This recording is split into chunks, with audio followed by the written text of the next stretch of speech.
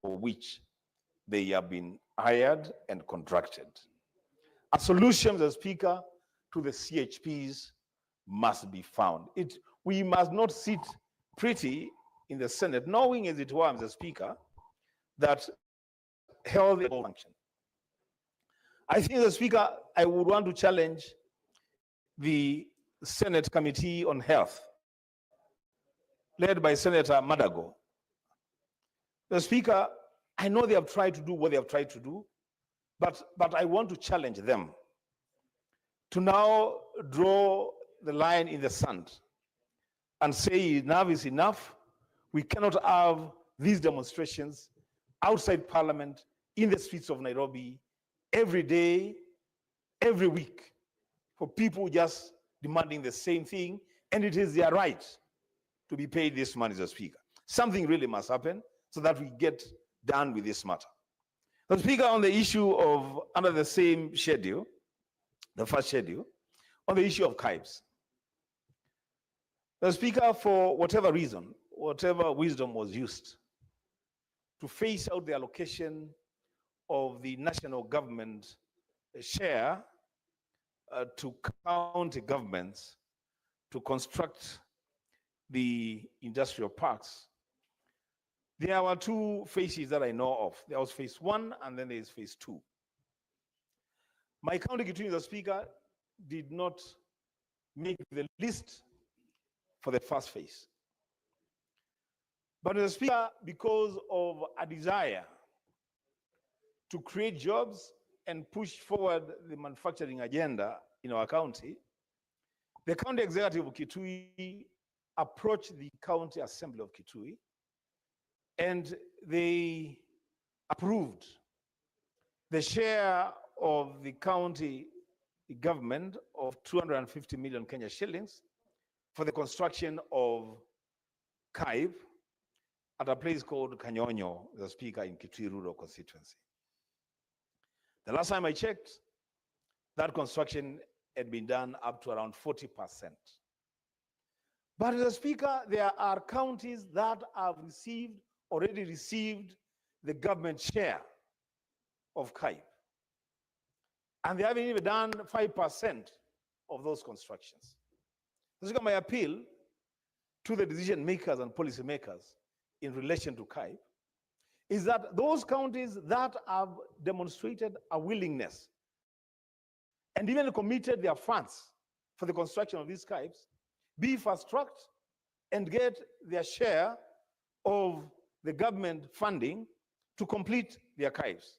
The Speaker, and look at the schedule for Kitui, it is blank all through. That the entirety of this financial year will not receive a cent from the government share. And yet we have committed our own resources for the construction of the KIBE at Kanyonyo. And as I said, this is a non-discriminatory expenditure where the county government of Kitui and all other county governments have no discretion. It's a decision that has been taken at the national level that they should be constructed, the Speaker. The least that we can do is to match the amounts of money that counties have spent on these KIBEs to ensure completion and utilization of the facilities. Secondly, Mr. Speaker, the second schedule is on the issue of court fines. Speaker, I don't know whether this interpretation is right, and Senator Robert will have to help me with this. I don't know whether there's a correlation between the level of crime in a county and the amount of money that is allocated to these counties as part of the share from court fines. And if there is a correlation, Mr. Speaker, then I must thank the people of Kitui profusely, Mr. Speaker. Because for the entire financial year, the only money accruing from court fines is only 100,000 Kenya shillings. I'm sure Senator Kakamega is wondering which heaven this is. I mean, this is If there is a correlation then between crime and amount of money that accrues from court fines, then the people of Kitui County are doing extremely well. Can't compare with people from other counties that I want to mention. But the Speaker, this money being what it is, because it is very little money. The Speaker, some of this money, because it's already accrued, it's already realized revenue. I don't see why we should even be staggering this amount of money, the Speaker, through the committee. Money is as little as this should just be disbursed once, so that then it's already realized revenue. It's not money that people will be looking for. It's money that they have contributed to the exchequer. If they can just get this money and do with it is the right to deal with. The Speaker, with those many remarks, I support the schedule. I thank you. Now, before I allow more comments on this motion, allow me to make this communication. I'd like to acknowledge the presence in the public gallery this afternoon of visiting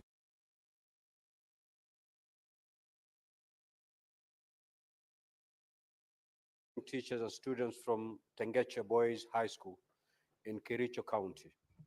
The delegation comprises 3 teachers and 57 students who are in the Senate for a one-day academic exposition.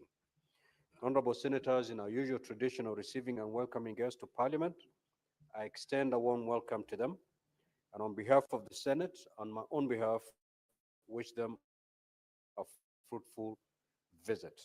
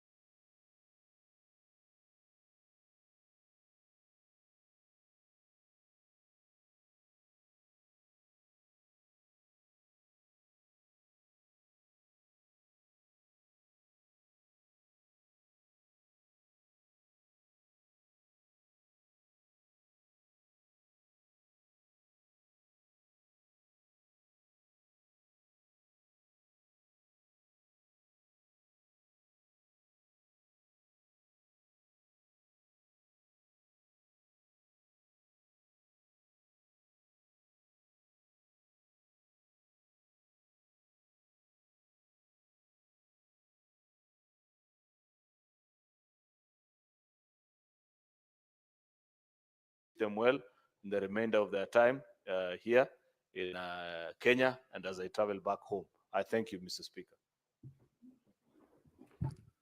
Senator Mungatana, we proceed with the debate. Thank you, Mr. Speaker. Mr. Speaker, I rise in support of the motion that is before us. Mr. Speaker, the Constitution of Kenya says in Article 202 that revenue will be raised nationally, but it will be shared between the two levels of government, between the national government and the county governments. Mr. Speaker, one of the problems that I have identified since we have been in this Senate is that the National Treasury, Mr. Speaker, seems to be holding brief only for the national government.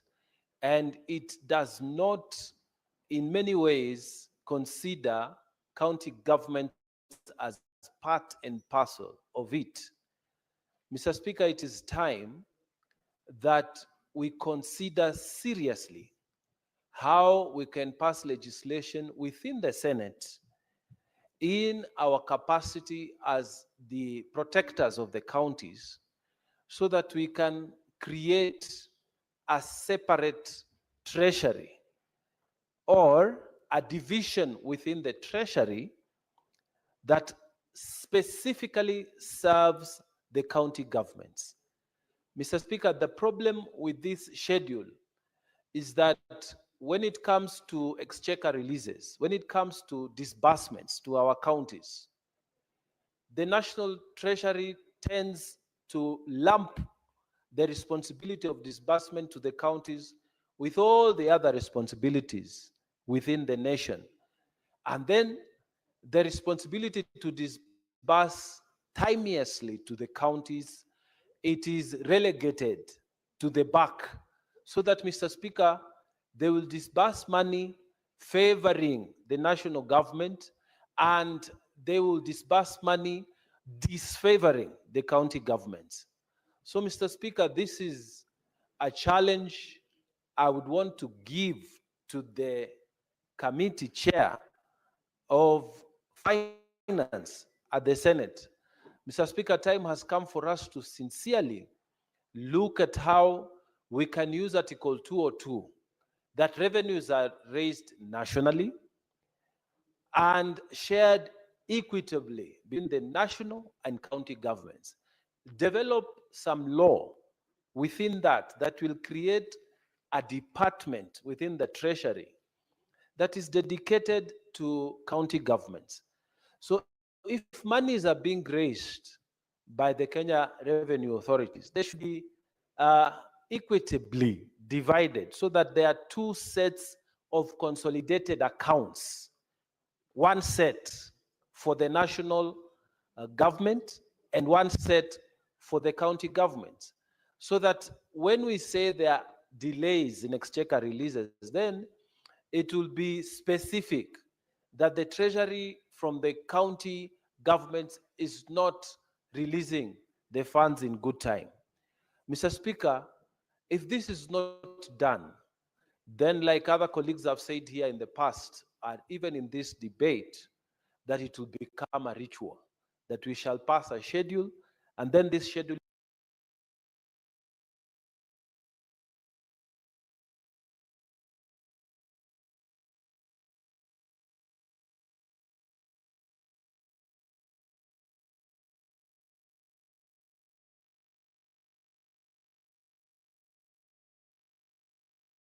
is not respected because the national government operates as if the treasury only belongs to the to servicing the national government and not servicing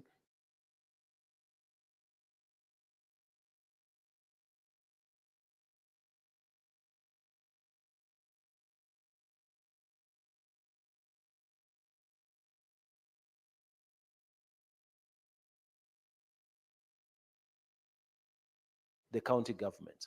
So, Mr. Speaker, I think this is one point that we need to look at and see whether going forward, we could even have a clear constitutional amendment that creates a treasury dedicated only to county governments, so that we have the treasury that will serve county governments and the treasury that will serve national governments. If this is done and done in a very technical and nice way, then, Mr. Speaker, we will not have even to debate schedules, because the funds will be disbursed at the correct time within the time that we pass. Once the Senate has approved, then it is processed from the treasury that is dedicated to serving the county governments. So, Mr. Speaker, I support and I pray that the Constitution will be followed in this manner. I support. Thank you.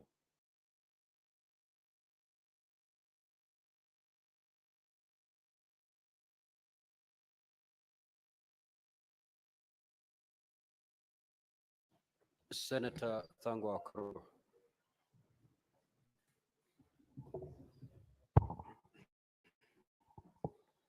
Thank you very much, Mr. Speaker, to give me an opportunity to support this schedule for the counties, Mr. Speaker. Mr. Speaker, I've noted, and Senator Wambua has also mentioned, on the issue of disbursement of unconditional additional allocation from court fines.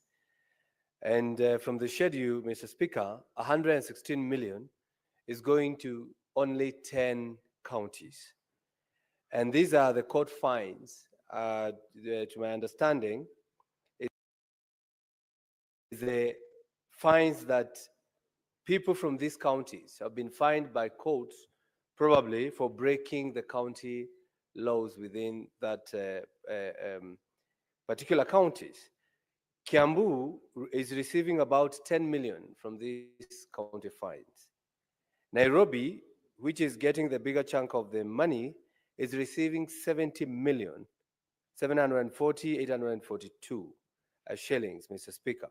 Mr. Speaker, as much as we would take this as an allocation, I think the Senate should also look into this issue and find out why some of these counties are breaking the law, or why some of these counties are getting these chunks of amounts, while others, like Kakamega, Mr. Speaker, which is equally the same with the county, with Kiambu County, 12 wards, 12 constituencies, 60 wards, and the budget is almost similar. Yet a county like Kakamega, they are receiving zero. That means probably in that county, they never broke the law. So I think we should take it as a case study, Mr. Speaker, to get to understand why it is the way it is, Mr. Speaker. Mr. Speaker, as we pass this allocations, Mr. Speaker, we also need to request COB and the executive to be releasing this amount of monies in time. In the morning, Mr. Speaker, we were sitting at the Committee of Devolution, of the Senate Devolution, at the Senate, and we had members of the County Assembly from Machakos County, their speaker, Mr. Speaker. And we were told the members of the County Assembly of Machakos and their staff have not been paid for the last 3 months, Mr. Speaker. And I believe it's not only Machakos County, even some other counties are not receiving their money on time. So we should ask the executive, Mr. Speaker, to make sure they disburse these amounts on time so that they can give money where it's due, Mr. Speaker. And Mr. Speaker, the reason why maybe probably the trust and confidence of this government might not be in tandem with what everyone is thinking, is because counties do not have money, Mr. Speaker. Counties have not been, the monies have not been disbursed. Yet we see the government, through some programs that have not been budgeted for, in the name of economic forum, Mr. Speaker, going to every county, giving handouts to people, Mr. Speaker. Somebody might ask, why are these programs happening that are not budgeted for? They're not within any law. No motion was passed on it. Yet the monies that the Senate has allocated unapproved is not being disbursed to the counties, Mr. Speaker. I think this is an issue that we need to look into. And if we are to summon whoever, Mr. Speaker, is not disbursing these monies to the counties so that they can explain, it should not be, normal for the Senate just to pass this kind of laws, the allocations, the disbursement schedules, but then the executive is not doing its part. And we just keep quiet and we look at it that way, Mr. Speaker. So I urge the executive to make sure that they give the monies. And if, Mr. Speaker, they don't have money, then why is it that when they say they don't have money or they have not collected enough, why is it that the only counties are suffering? The office of the president has all this budget. The office of the deputy president has all the money, to an extent that we are now dishing it out to anyone who asks for it, Mr. Speaker. So I think, as I support this, this is an issue that we need to look into, Mr. Speaker. Thank you. Senator Olekina Ledama.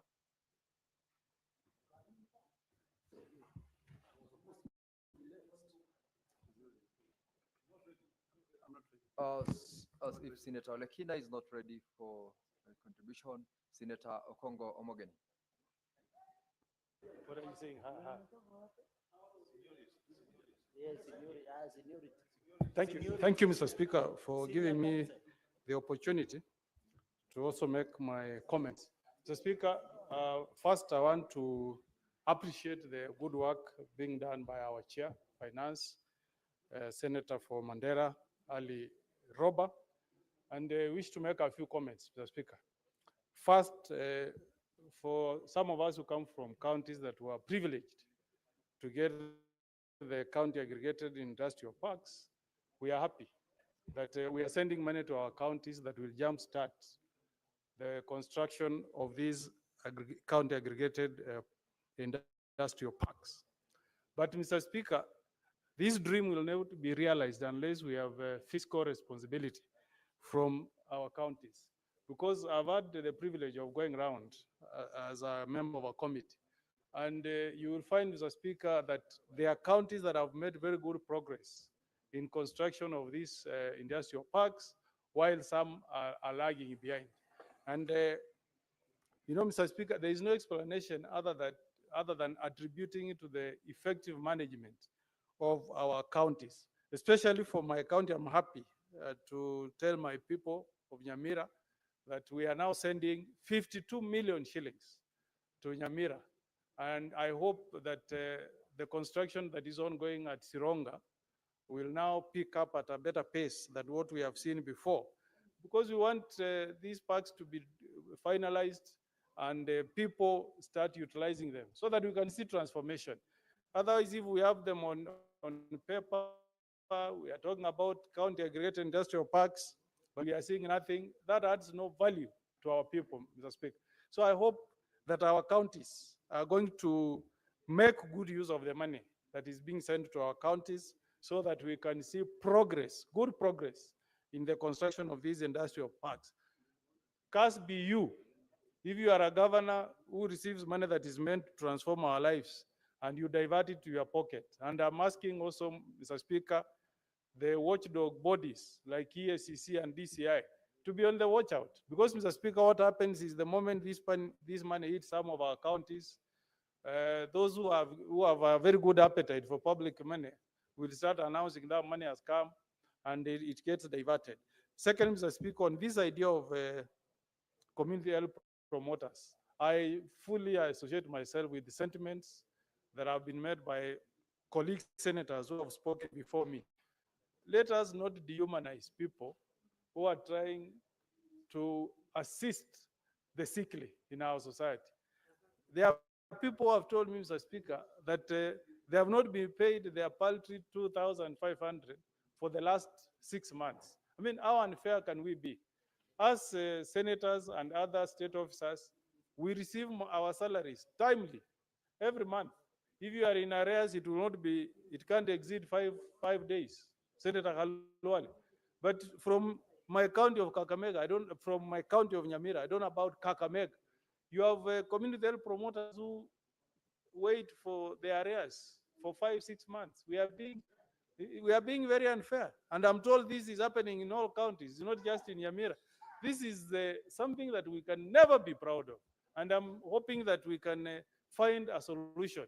Even if it's taking out to a classroom and we brainstorm and get a solution.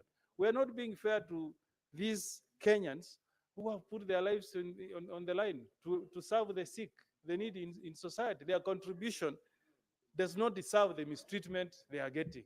They should be getting their stipend monthly.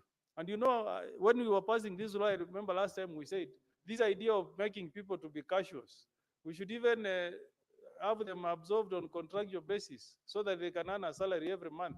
Otherwise, if you are not appreciating their service, why keep them? Because if you are appreciating the service you are getting from these community health promoters, Mr. Speaker, we should be paying them monthly. We know them, we live with them in our villages where we come from our counties. We really need to do better. Doctors, Galwale, it's now becoming a ritual. Every day, people who are supposed to be in our health centers, in our hospitals, are outside here picketing. On a simple matter of just absolving them to be permanent and pensioning.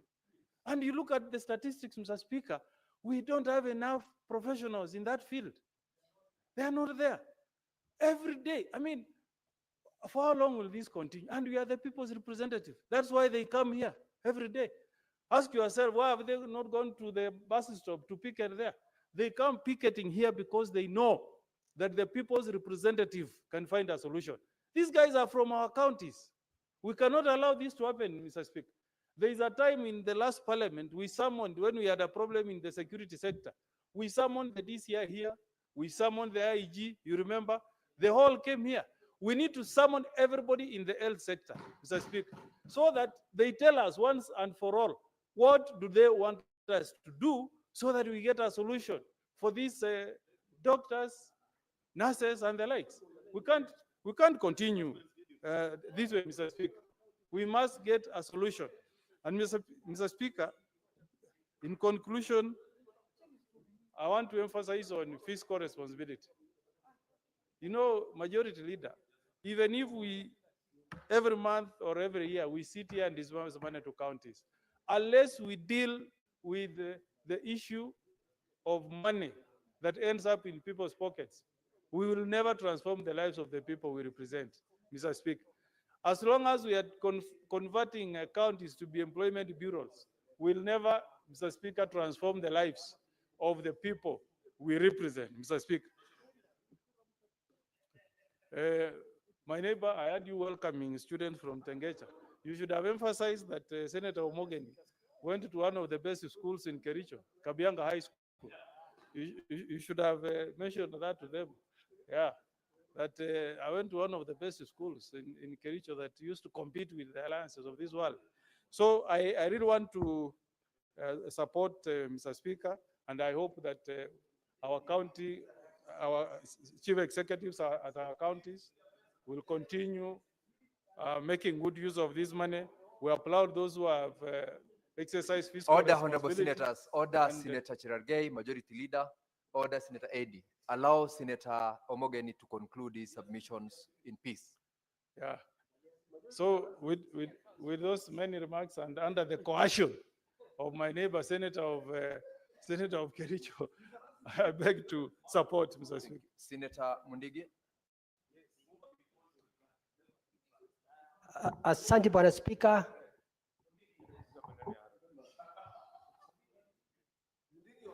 Order, Senator Aaron Cheruiyot. Allow Senator Mundigi to be heard in silence. Asante Bwana Spika kwa kunipa ruhusa kuchangia mjadala ambayo unaendelea mambo ya pesa.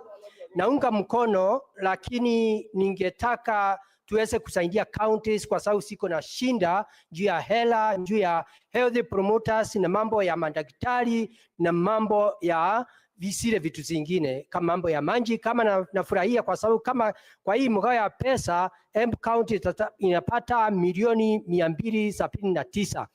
Mambo ya upande ya Ndaninda watapata milioni 400, na pia health promoters na pia madaktari, yote nakuja hiyo pesa. Lakini ningeomba tuweze kufuatilia na kusaidia, kwa sababu mara mingi kaunti zinateseka kwa sababu kila kitu yote inaonekana kama magavana wafanyi kazi. Ningeomba wakati ule mwingine tukiongea mambo ya pesa, ningeomba mwenyekiti wa pesa katika Senate awe mara mingi tukipitisha au akiongea na Treasury, ndio magavana wao wakipata pesa. Nikimalizia, Bwana Spika, naomba hata ile mgao ya pesa itakuja katika ile tunataka kuona kama counties zitapata pesa nyingi. Ningeomba county sote siwe tukienda kupitisha kila county ipate bilioni 6, ndio magavana waweze kusaidia counties njia ya devolution, njia ya department zile zingine. Kwa hiyo Bwana Spika, mimi naunga mkono, lakini mpaka Treasury iweze kuheshimu Senate na ndio Senate iweze kuheshimika katika maslahi. Kwa hivyo mimi kiwa Senator wa Embu County naunga mkono. Asante Bwana Spika. Thank you, Senator Olekina Ledama.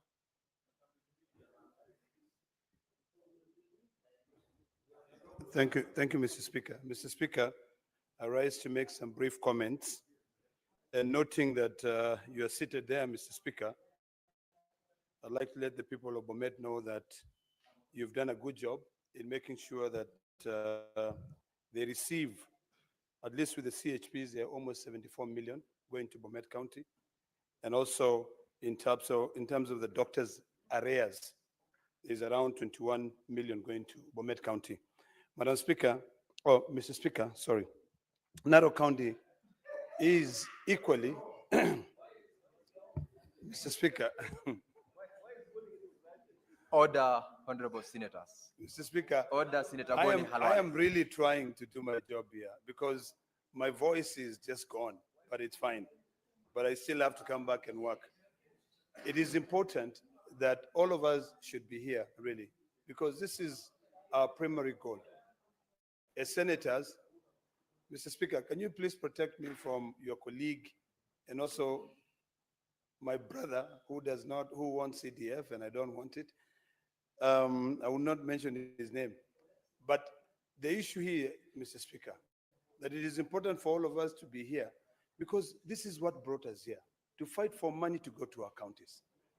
Every single day, Mr. Speaker, outside there, doctors are protesting. Doctors are demonstrating, asking for their money. I'm happy, although I'm sad that it has taken us almost to the end of the financial year to be able to pass this additional allocation revenue. Just because we had a big fight with the National Assembly on the issue of the RMLF. I think this is the point where we now divide all these things completely. Because you will find that Narok County is going to be receiving about 325 million in loans, another disbursement from the World Bank, and other donors like Danida. But will 1 month allow them to be able to absorb all that money? We just need to be able to think seriously on the importance of dispersing this money when that money is due. Coming to the tail end of the financial year to discuss additional allocation revenue or cash schedule, to me, defeats the purpose of what we do here. It is important also that all counties receive a share of all the court fines. Narok courts normally collects a lot of fines. Why should we not calculate such that whatever amount each county receives, they get that money back to develop that county? Why is it that only 10 counties are receiving the court fines? Number two, Mr. Speaker, and I wish the Committee of Finance and Budget chair was here. I've not seen the royalties from minerals. We produce a lot of gold in Narok. Why haven't we received the money from royalties? The only thing you are giving Narok County is money to pay the community health promoters, which is very little, around 49 million. And then you are giving them 21 million in arrears to pay their doctors. Where is our money when it comes to the royalties? The Chinese and other people who subscribe to that arena of mining are trooping Narok. They are in Loita Hills illegally. They are in Migori. They are in the border of Narok and Migori in Transmara district. Tons and tons of loans. Sometimes you sit here and you're going through the news and you find that the company Kilima Pesa, which is mining in Narok, is listed in the London Stock Exchange. You know, you also hear that they have discovered a huge piece of gold, which cost a lot of money. Where is our money? Those are the things that we ask. And that is why I want to beseech all of us here. When we are here, we continue fighting for our counties to get this money. So that we don't delay this, let us do away with this RMLF. If we cannot send RMLF to our counties, we put it aside. We develop another piece of legislation to argue on just that RMLF. You know, some of us feel like we shouldn't have Kura. You know, that money should go to counties. But today, when we are sending this money, May, the financial year is coming to an end in June because of our sibling rivalry between the National Assembly and the Senate. Really, are we not just joking? There's nothing we are doing here. So, Mr. Speaker, as I support this, I hope that we can be, all of us can be comprehensive in terms of looking at this document. See how much is going to your county. If there is any mining in Bomet, Bomet should get royalties. If there is any mining in Kericho, Kericho should get royalties. You know, Migori should get royalties. Narok should get royalties, but we are not getting that money. Court fines, every county should get. Unless you're telling us that Narok County courts should never charge any court fines, then we'll be fine. But in terms of our share, that money, if it is crime which is being committed, it is being committed in Narok. We have no street lights because it costs so much to be able for a county government to pay for the street lights. You know, the fine can be able to help us offset that expense. So, Mr. Speaker, as I support this, I really think that we should not be in a rush just to pass it. We should ask questions. And the Finance Committee, let us try to advocate and let us try to encourage equity. You know, I know we can never be equal, but some form of equity would be able to help us. You know, we are fighting for devolution, but we cannot be saying that we are people of Narok County now, when they commit crimes and the courts in Narok charge them fees, you should only support people in Nairobi. Nairobi, you should collect the money here from your courts and use it. So that is a matter that Majority Leader, we need to really sit down and think about it. Otherwise, Mr. Speaker, I support. The Honorable Senator Samson Cherargei. Mr. Speaker, thank you. I'll just make 5 minutes comments. Mr. Speaker, before I make a comment with your indulgence, allow me on my own behalf and my family and on behalf of the great people of Nai to pass my deepest condolences to the family of the late Father Alois Cheruiyot Bet, who was unfortunately killed in Tot area, the parish priest of St. Matthias Mulumba Parish in Tot, Elgeyo Marakwet County, and to condole with the family. The Eldoret Diocese led by Bishop Dominic Mengich and the Catholic Church and the entire region, especially Nandi County. And I hope justice will not only be this family and all of us, so that we know who the killers are. And I want to assure the people of Nandi, Mr. Speaker, and the family that I will not sit until justice is done for the killing and slaying of Father Alois Cheruiyot Bet, who was unfortunately killed by the criminals. And I hope peace will return in Kerio Valley. So, Speaker, the second point I wanted to make is I'm surprised also. Nandi, we have Karepe Gold Mine. One of the owners of Karepe Gold Mine are based in Germany and Britain. Yet here there is no royalties that Nandi has gotten. Mr. Speaker, are you aware Karepe Gold Mine is listed in the US that they are paying $200 million US, but we are not seeing on the principle of local content, 50-20-10. Mr. Speaker, it's not here. I want to challenge the chairperson of Finance and Budget. It is not fair to the people of Chemelil Chemase. It is not fair to the people of Tindred. It is not the people of Nandi, Mr. Speaker. Because we have gold. And I know Majority Leader, you are aware. If you are not aware, I'll organize a visit so that you see where we have gold in Karepe Gold Mines. Yes, he knows. I'm happy he knows. Where they are paying $200 million on tax to KRA, Mr. Speaker. So we need to be told, why are we getting zero? I don't know Migori. I know Migori has also minerals. Imagine Narok. There is no royalties. I've seen Kakamega. Mr. Speaker, we must be told, where is the chairperson of finance and budget, Mr. Speaker? We must be told. And we must be told. Yes, because, and then number two, Mr. Speaker, the gold mine of Nandi must benefit the people of Nandi. That's what we are saying. The people in Kilipesa and Narok must benefit the people of Narok. They must be the people of Kakamega, Migori. We must see, Mr. Speaker. Therefore, I want to challenge on these royalties, even majority leader and speaker, as we pass now. Because I support this, we must look on the issue of mining royalties. Or we will move to other fora, Mr. Speaker, to pursue justice. Mr. Speaker, on the issue of court fines, why would you fine people in Kapsabet and give to Nairobi? We are not being fair, Mr. Speaker. Let the court fines that we get in Nandi be used in Nandi, in Nyamira. Let the people in Nairobi use their own court fines to do their own things, Mr. Speaker, because we cannot be getting zero, Mr. Speaker. Number four, Mr. Speaker, please, for the first time, I can agree Sifuna to inform me. Senator Cherargei, the chair has not allowed Senator Sifuna to inform you. Now that you want to allow him to inform you, Senator Sifuna, proceed to inform Senator Cherargei. Honorable Speaker, I just wanted to inform the Senator of Nandi that the people of Nairobi do not get an allocation for court fines imposed in Nandi. If you look at the schedule here, every county has a specified figure for the amount that comes from the national government that is collected as court fines in the specific county. So please don't make it appear.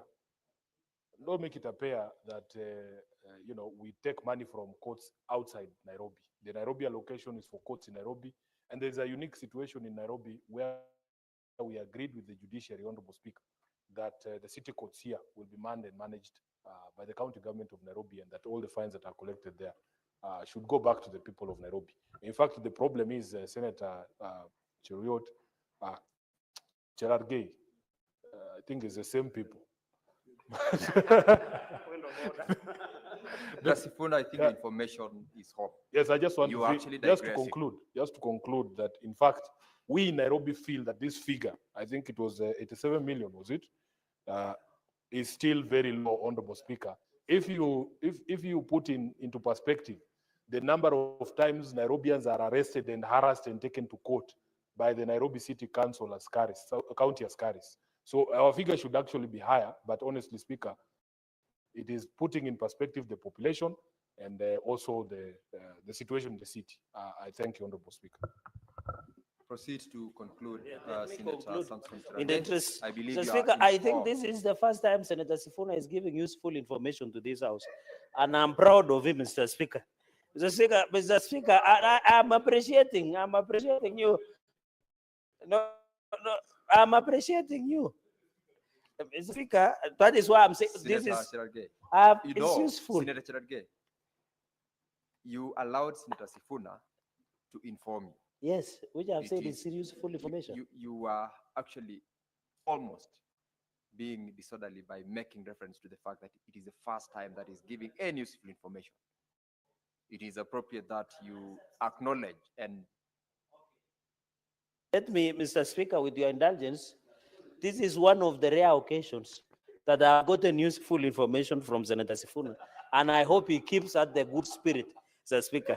Mr. Speaker, number 3, number 4, and final is on salary. I want to agree with my colleagues, Mr. Speaker, and I said before when you gave me a chance, why do you allow these UHC staff to demonstrate daily?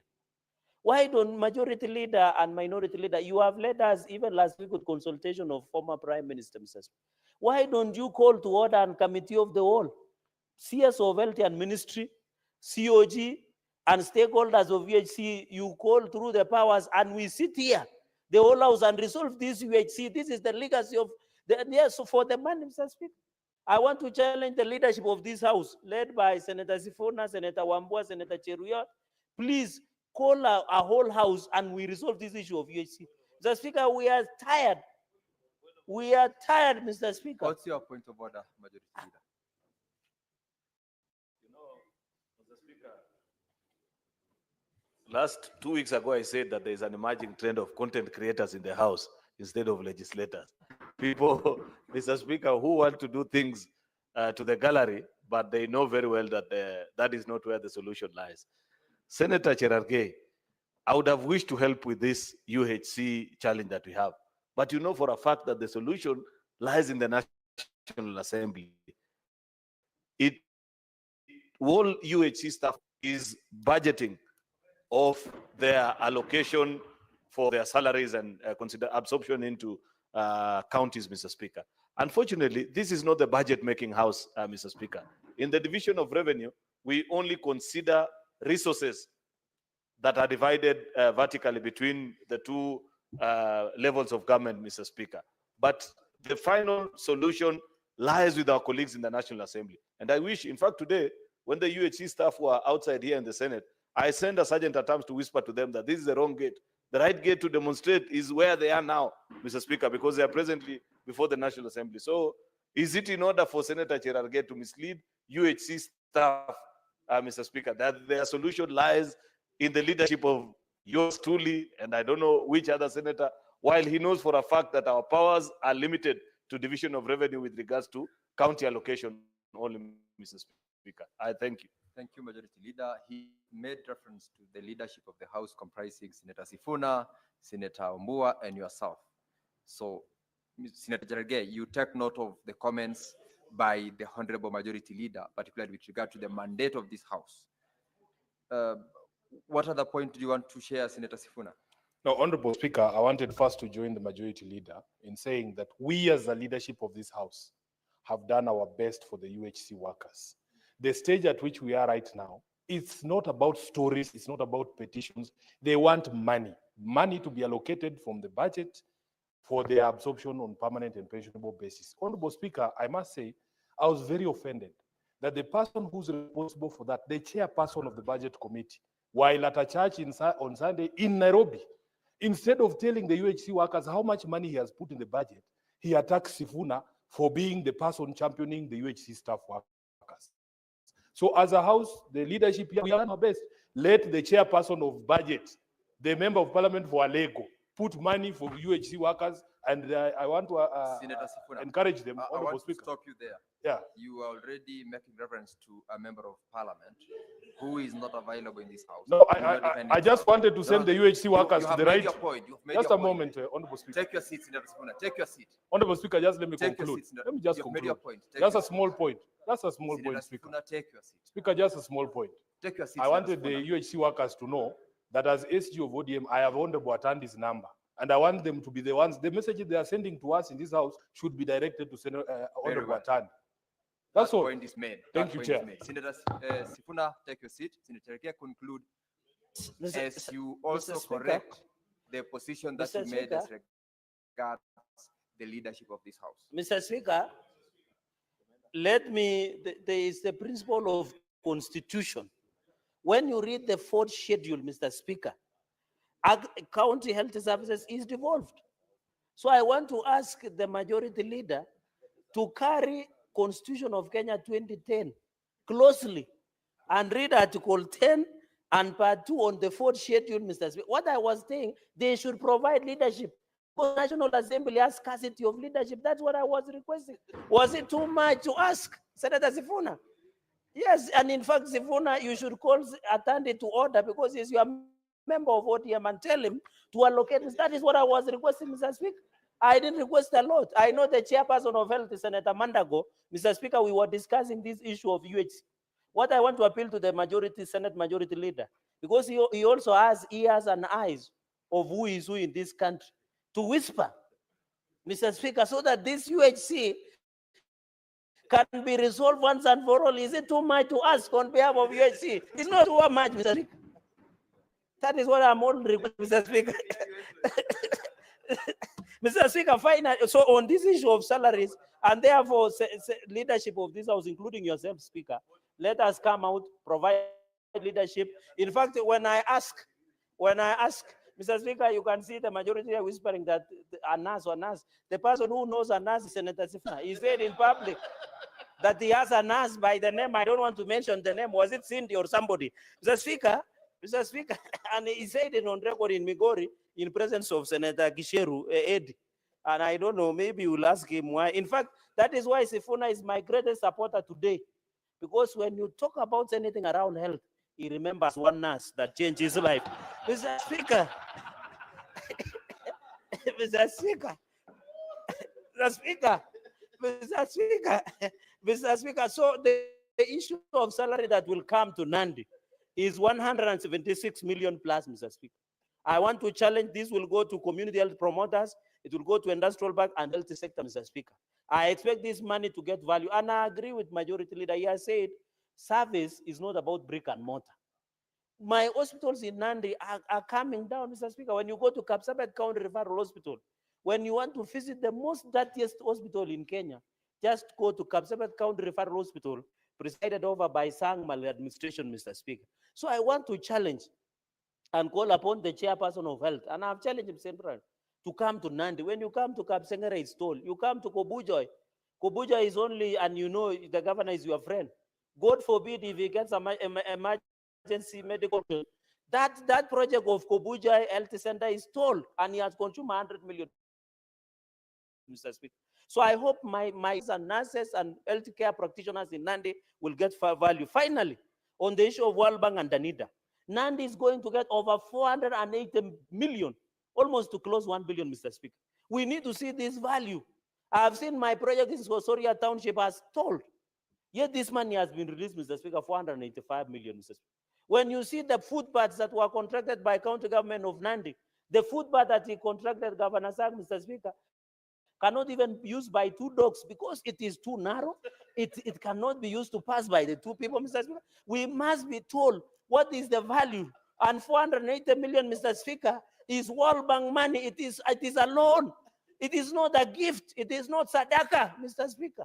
It is money meant to transform the lives of the people of Nandi. So this 485 million, Mr. Speaker, must give value to the great people of Nandi. With those many remarks, Mr. Speaker, I beg to support and let us vote.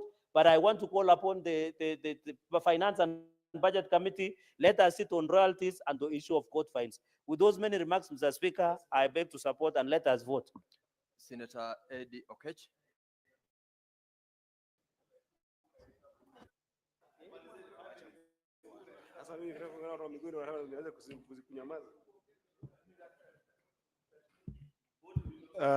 I thank you, Mr. Speaker, for giving me this opportunity to make a comment on this. Mr. Speaker, there are some clarity that I wanted to make here that are very, very important. Mr. Speaker, we share revenue in two forms. Number one is the revenue that we share from equitable shares required by under Article 202, where there is money we share between national government and county government. And that, Mr. Speaker, informed our DORA, which we discussed the other time. And then secondly, after that, Mr. Speaker, then we fight here for SIGA. We fight for additional allocation to counties. Now, Mr. Speaker, that additional allocation to counties, the way it happens is that there are 4 areas where this money comes from. One has been contentious, and I'll go back to it because my chair has been implicated in this, and I need to explain to the House why it was important for the chair, perhaps not to put it on his talking notes. So number one, Mr. Speaker, the counties must note that as a House, we fought for this actually and ensured that out of what national government gets as its share, under Article 202.2, they can put additional money to counties, and that additional money to counties in total, we are sending to counties 8.4 billion out of the additional shares from national government. Apart from that, we then have additional allocation from unconditional allocation from court fines. That would mean monies that come as a result of offenses that people have violated of respective counties, county laws. On that, Mr. Speaker, we are scheduling today 116 million that is supposed to go to counties. Then lastly, Mr. Speaker, there is the issue of those additional allocations that come from loans that we get as a country as well as grants that we get from other development partners as a country. And in this third schedule, we are sending 37 billion. Now, my county of Migori, in those sections, Mr. Speaker, it is important that I report to the people of Migori that apart from our equitable share that we sent to Migori that had now passed 8.6 billion, Mr. Speaker, on the national government share, number one, we are sending to Migori, or we are scheduling that Migori gets 186 million that is meant for kites. That is the county aggregated industrial parks, which had commenced and taken root in Migori. The status is still wanting that the governor must take note and ensure that this 186 million we are sending does the rightful job. The second thing we are sending to Migori here, Mr. Speaker, is community health promoters who used to be community health volunteers, sometimes past. Of course, they were incorporated. And these CHPs are a key component of our healthcare system in Migori County, and we are giving an additional 88.4 million in this schedule. And Mr. Speaker, lastly, on that national government share, we are sending an additional allocation for doctors' salaries in arrears that are in Migori, Mr. Speaker. We are sending 27.7 million. In that category alone, we are adding a whooping 302 million to Migori County. I think this is commendable. But Mr. Speaker, as it has been said, and it affects Migori and other counties, I wish the National Assembly, in passing this schedule, would have added under national government share a portion for universal healthcare workers. This should have, this is the portion that they should have added, Mr. Speaker, so that you can deal with this issue of moving the entire payroll of universal healthcare workers from national payroll and then putting them on county payroll, yet there is no money to follow that payroll. I think it's going to be problematic that we might face a situation where we will have a total collapse of primary healthcare because, Mr. Speaker, if that payroll is transferred to counties and there's no allocation under this additional allocation bracket, what will happen is that those workers will go to counties and then they will not work because there's no money. Then before they realize, they'll drop out, and hospitals, as well as all other healthcare facilities, will not function. So this is where I wish that the National Assembly, which, as senators have said here, Senator Cheruiyot has talked about it very passionately, Senator Sifuna has talked about it very passionately. This is a responsibility of National Assembly to be able to allocate money under this docket that could have gone to universal healthcare workers. And we'll still fight for that and make sure that national government share must be able to take care of this. Moving on, Mr. Speaker, Migori County seems not to have so many offenders to the county laws because checking on this, we are scheduling under court fines as additional allocation just about 974,000 shillings. And Mr. Speaker, we are further scheduling to Migori County an additional 371 million under loans and grants. That includes FLOCA, that includes money from Danida, includes money from World Bank. And in all this total basket, Mr. Speaker, we are adding Migori County an additional 674.8 million. This is money that, Mr. Speaker, if you put to good use, it should be able to transform the life of people of Migori County.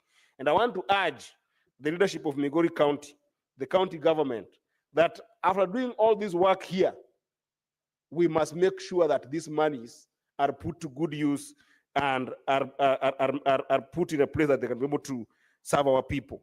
Lastly, Mr. Speaker, I said I wanted to bring a recourse to a conversation that has implicated the chairperson of finance on the issue of mineral and royalties.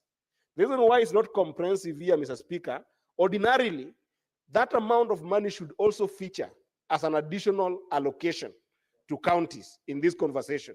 Because there are counties like Migori County that has got a lot of gold, and this money sometimes leaves our communities It doesn't go back to Nyatike. It doesn't go to Osiri Matanda. It doesn't go to Masara. And even now, Mr. Speaker, if you look at Keancha, today you will see an emerging mining population in Keancha bigger than some quarters that have been known for mining. So the mineral royalties must go back to our counties. But I wanted to say that the reason why perhaps my leader in the Finance and Budget Committee did not talk about this, and perhaps it didn't come to this, is because, Mr. Speaker, the mineral royalties is guided. Your point of order, Senator Mandago. Yes, Senator Eddie, take your seat. I'd like Senator Eddie to clarify. I've just had a statement. I thought, this English is also sometimes very confusing. Honorable Speaker, in his statement on minerals, he said that the chair of finance is implicated. This English the people of Mandera might think that their senator has begun some mining business, while to my understanding and perception, he was referring to the committee in terms of the role of minerals. Maybe so that it is clear, and because this is a house of record, Honorable Chair. Senator Gasheru, proceed to make that clarification for the comfort Yes, of Mr. Senator Speaker, it is 4:51, and Senator Mandago has just walked in. So I understand his plight. I said that when one of the senators was speaking here, he accused the chair of Finance and Budget for not fighting for the inclusion of mineral royalties in this disbursement schedule as an additional allocation, which is true, but I was trying to give clarity of why that did not feature here. So that's where I was going, and next time try to come to the house early, Senator Mandago. So, Mr. Speaker, what's happening is that the mineral royalties is guided by the Mining Act of 2016, and that particular location is actually under Section 181 of the Mineral Act. That Mineral Act is further guided, Mr. Speaker, by the Mineral Royalty Sharing Regulations of 2023, which actually passed also through this House, Mr. Speaker.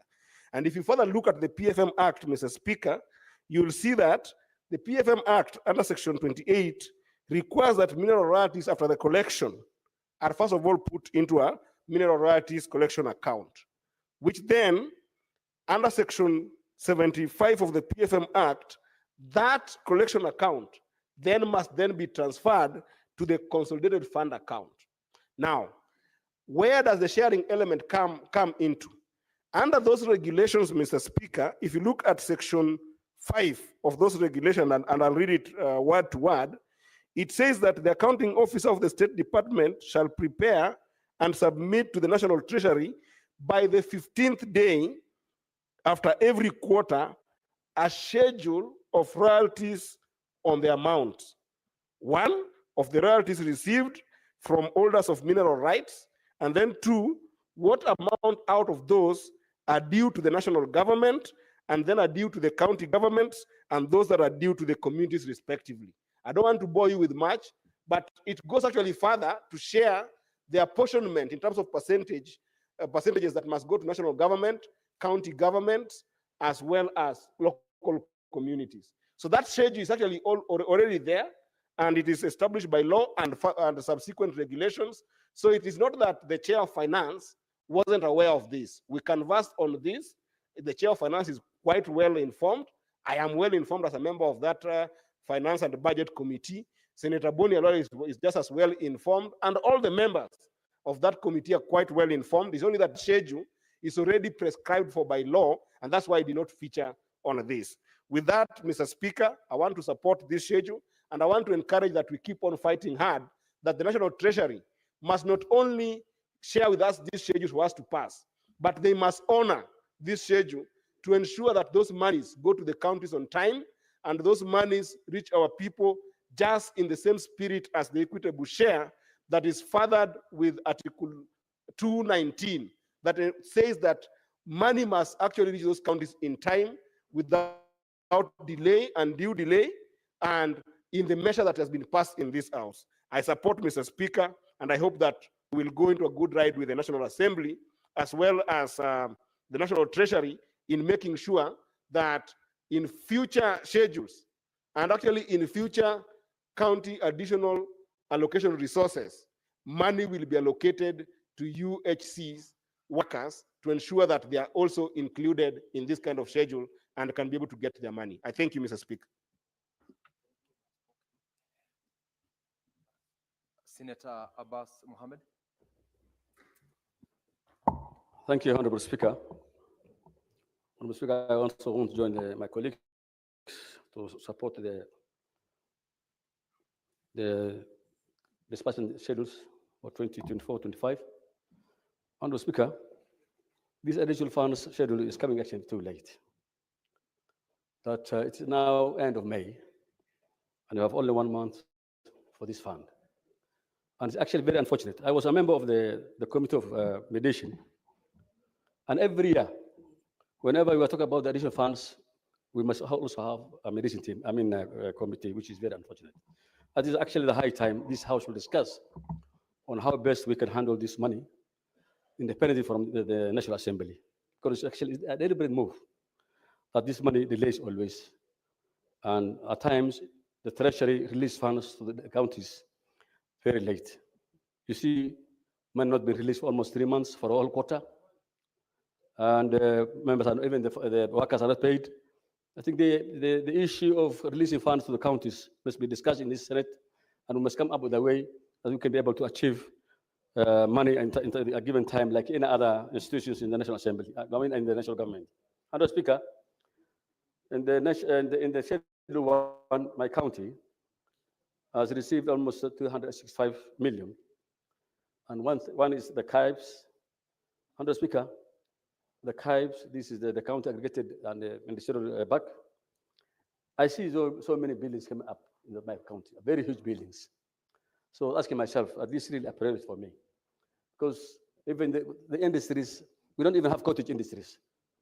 So when you start with those big buildings, I fear that we will be having white elephants after completing those buildings. Because even we don't have even the product to put this place, I don't know we're going to use for storage of cereal boards like a cereal board. One other thing, Honorable Speaker, the money allocated to community health workers. The community health workers actually are poorly paid. It's just a small token of 5,000 shillings per month. And this, even that 5,000 is not received on time. These people are doing a very important work, especially like my area, is about 56,000 square kilometers. Then somebody is being told, go and do some work. There's no transport, there's no other support, there's no even the public means to go to some of these far-fetched places. And therefore, I'll urge the Finance Committee to look at this issue of the community health promoters, so at least we can be able to improve their allowances. As it is, actually, this is actually an abuse of human rights. Actually, this is actually a human rights abuse, because you cannot send somebody to go and work for you, and then you don't even give him the necessary support, and even the little 5,000 shillings delays. So I think we need to have, as you know, an outstanding salary payment or allowance payment for these members of the health promoters. On the Speaker, on the doctor's salaries, actually, as I've already said by some of my colleagues, it's very unfortunate. Every morning we're hearing people, doctors wearing uniform, loitering in the streets, making noise. This is actually unprofessional. And that's not happening in this country. These are not hawkers. These are people who have been going to school for almost 7 years. Who want to do all the siding and then going one of the best brains in this country. And then they walk in the streets every day, demand for their rights. This should not be happening anymore. This Senate has to intervene and come up with a way where these doctors can be helped. Especially the UHCs are not all doctors. There are nurses there, there are health technicians of all sorts of cadre. And therefore, we must come with a solution to this problem. And this must come to an end. Finally, Madam Honorable Speaker, I will ask the Committee for Finance also. If you go to our counties, the ECDs, this is actually the early childhood, don't have any money that has been allocated to them. They are the mass of the counties. The counties, and these are actually the people that we need to spend in the future. These are young kids that are coming up. They have no proper classes. They have no materials. They have no even desks. Some of them, like my place, kids are sitting down. The classes are actually overcrowded. And therefore, There is no allocation of funds for ECDs. I think that the additional funds shall have also ECDs money for the ECD classes and students, so that at least we can have a better environment for the learning of those young girls and boys that are upcoming Kenyans tomorrow, who will be the future doctors and everybody. For the court fines, Honorable Speaker, I think this is not fair. Every county must get the realities of the court fines. Because I know in Nairobi, every Kenyan comes here for the High Court or appeal court, and they come from all corners of Kenya. So the money should not only go to Nairobi or a few counties. The money must come to all counties, however little it's going to be. Finally, Honorable Speaker, the money from donors. There's a lot of money coming from donors. My county now is receiving 1.7 billion shillings. 1.7 billion is actually a lot of money. And it has been coming there even previous years. But unfortunately, what you see on the ground is just too little.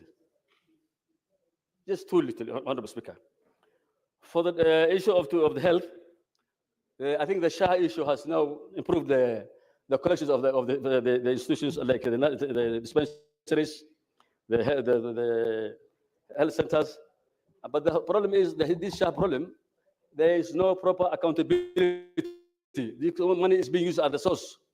A lot of money is being collected, but there is no accountability, proper accountability, or that has been put in place. So I think for the FIF, this country must come up with a proper auditing and accountability, so that this money is actually a lot of money that's coming to various. It has really improved. The health centers, the dispensaries are now receiving a lot of money, but that money is actually not prudently used, and I'm worried that this money is going to be lost. And if there will be no accountability. Honorable Speaker, finally, one thing I want to say is that we will not be every day crying like young babies here. That money must be allocated to the counties, and we will say the treasury must have a section for the counties, so at least they can have an independent institution that will take care of their funding and their budgets. With those few remarks, I beg to support it. Finally, Senator Boni Halwale. Thank you, Mr. Speaker. Mr. Speaker, two general comments. The first one is that we have to carry the country with us. There is so much arrogance amongst governors who think that this money can just find its way in the county revenue fund without the legislation we are doing now. So we want the countryside, the people to whom lies are sold by these governors, to hear what we are doing this afternoon is one, in the year 2024, 2025, when we shared money between the national government and the county governments, there was a balance which senators have been pushing the national government, and that balance is called an additional money from shareable revenue of the government that we are adding in counties. The second one, in this particular bill, Mr. Speaker, let members of the public understand. Here, we have money which we are supposed to be given as counties, proceeds of payments made at our law courts. Then in there, Mr. Speaker, let members of the public know that depending on counties that do mining of various minerals, also this bill ensures that that money, royalty, is taken to the people through their governors. And finally, but not least, this bill is ensuring that the loans and grants from the World Bank, from IDA, from FLOGA, and other international communities, the National Treasury is now sharing with each county. That is the first general comment. The second general comment, which is important, Mr. Speaker, is I must apologize that we want to pass this quickly. Not because it is not important, but because we have run out of time. We have run out of time because governors and members of the National Assembly have taken each other to court. An amount meant for road maintenance levy, we were forced to remove from this bill. Otherwise, we would not have realized it this financial year. So because we have come to the end of the financial year, we've left that out and we are releasing this money, and I want to appeal to governors and members of the National Assembly in our counties. When it is about sharing contracts and tenders, governors and MPs are friends. When it is about hurling insults at senators, weak house, whatnot, governors and members of the National Assembly are friends. But when it comes to people's issue, 10.5 billion shillings to be released to maintain roads in our counties, all of a sudden, governors and members of the National Assembly don't want to agree. I want to appeal to the President of the Republic of Kenya and party leader of UDA. You have a strong 158 members in that National Assembly. And Raila Odinga, former Prime Minister, you have another 88 members of parliament in that National Assembly. What stops the two of you? Having agreed at the top about broad-based government, what stops you from whipping these MPs so that they withdraw these little cases they have in court that delay members of the public to enjoy good feeder roads? And now, Mr. Speaker, let me come to the specifics of this bill. The people of Kakamega, arising from what I've said above, I want you to know today that Fernandes Barasa Odinga will receive 711,709,892 shillings because of this industry. I therefore, Mr. Speaker, want to appeal to the doctors of Kakamega. You are owed salary arrears. In this bill, there is 44,529,977 shillings. Doctors of Kakamega, please, these millions, next week, Barasa should pay you these arrears. If he doesn't, I will come and lead you to the office of the governor and we throw him out until he has paid you, is when he'll understand that we are not playing games in Nairobi, Mr. Speaker. Secondly, I want to appeal for calm amongst the community health promoters of Kakamega. In this bill, we have brought home 127,500,000 and 000 shillings.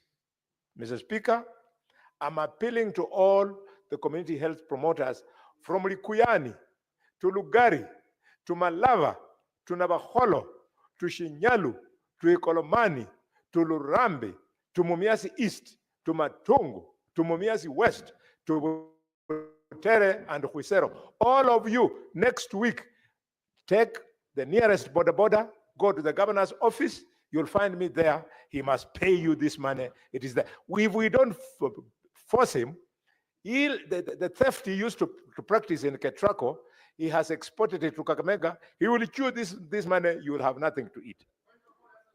Mr. Speaker, because of this bill. What's your point of order, Senator Faki? Mr. Speaker, sir, I don't like to interrupt a colleague in his thoughts and presentation in this house.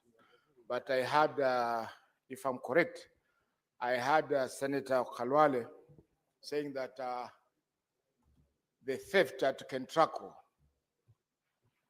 and that is his casting aspersions on the person of the governor of Kakamega. And I don't think that is right, because there have been no accusations leveled against that governor in this house to warrant such blatant attack and violation of our standing orders. Thank you, Mr. Speaker. Senator Boni Halwale, you are a senior member of this house. Exactly. I'd like to remind you about the provisions of Standing Order 121. Exactly, Mr. Speaker. Mr. Speaker, it is in fact because of that seniority. The chair is not yet done. Eddie, Senator Barasa's puppy. Senator We are Alwale. talking about the people of Kakamega. Senator Alwale, order, Senator Alwale. Speaker, sir, it is because of that seniority that I want to appeal to the distinguished senator from Mombasa. I'll deal with your point of order. Let me finish with that one. Proceed, Senator Halwale. And Thank you, Mr. Speaker. I indicated to you that the chair was not done in directing you to the provisions of Standing Order 105 and Yes. 121 Yes. with regards to the nature of statements you can make and also the order in this house. As you do that, remember that particular provision of the standing orders. And the chair is aware that you are a senior member of this house, and I will not hesitate, by the way, to apply the provisions of this. Thank you, Mr. Speaker. Mr. Speaker, indeed, it is because of the seniority that you are alluding to that I would like to appeal to my younger brother, who is my junior in this parliament by many years, that I'm alive to that fact. It is because of the ongoing case of 18 billion of Ketraco, for which the governor was arrested by EACC, that I've opened my mouth. And therefore, if you had challenged me, Mr. Speaker, why don't you keep your cool? If you had challenged me to then substantiate, I would have substantiated using that case. Mr. Speaker, sir, I want to use this opportunity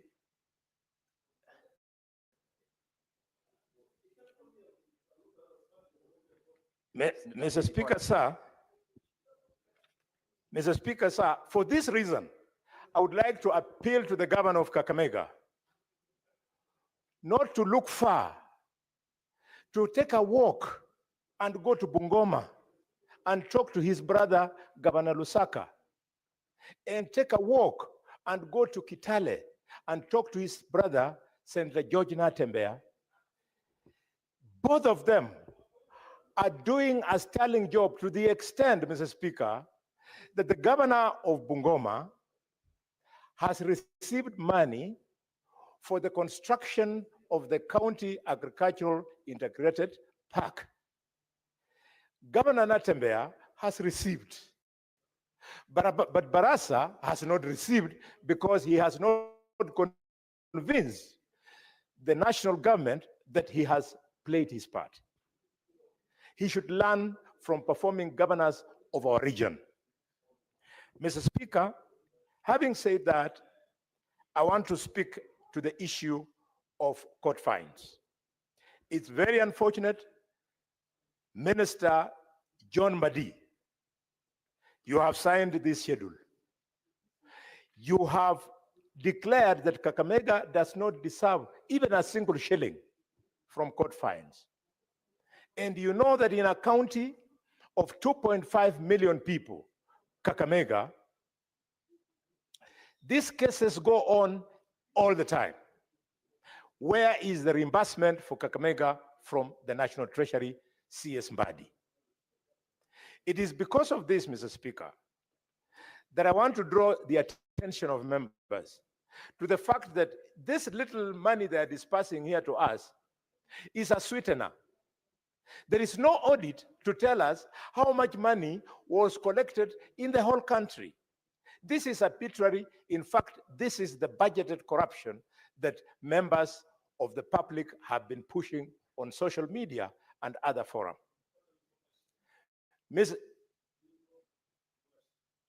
Yes, I would like to be informed by the Senator of Kitui. Senator Boni, Halwale. I haven't heard Senator Wambua requesting that the chair allows. I'm sorry. Yes. Mr. Speaker, I proceed. Mr. Speaker, because these funds have not been audited, we don't know what it is that we deserve from the consolidated fund. Because of this, Mr. Speaker, I want to propose to this House that we should bring the necessary legislation or amendments to the PFM Act to provide that we now have a clear-cut structure that separates appropriation in aid at the courts due to cases from county legislation. We separate it from cases due to national legislation. This appropriation aid, it is very easy, Mr. Speaker. All we have to do, just like we have a county attorney, we can also in this law provide that we have a county magistrate court for dealing specifically with cases arising from county legislation. And then money due to those cases is paid not into the consolidated fund, but it is paid into the county revenue fund. The moment we do this, Kitui will get her money, Kakamega will get her money, Nairobi will get its billions because it is too much money here. This theft at the national treasury that we are allowing, we must lock it with the necessary legislation. Mr. Speaker,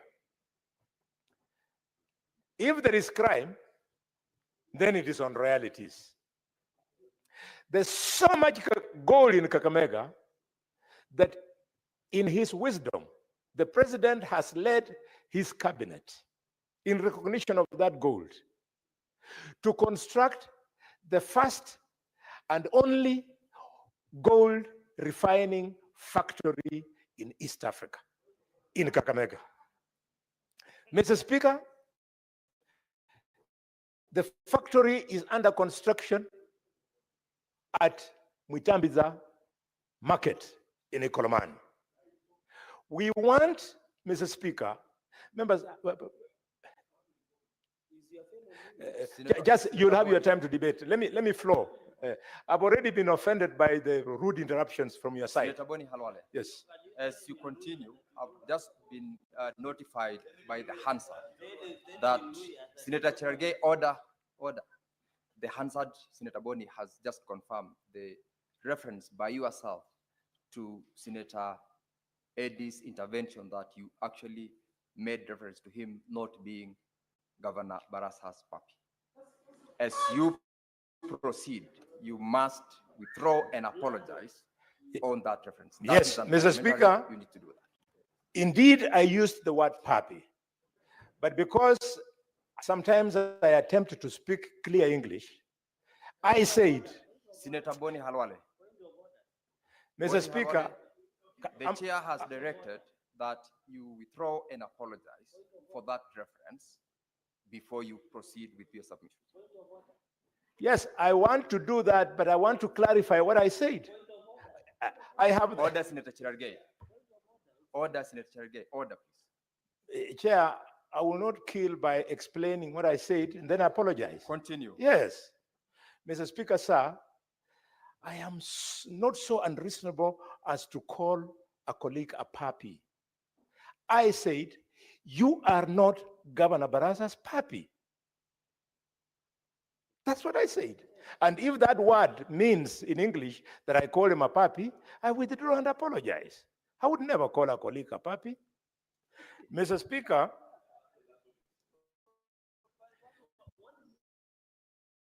Mr. Speaker, sir, it is because of this abundance of gold in Kakamega that the president has afforded us with his cabinet, with his government, to construct a gold refinery in at Mwitambiza Market.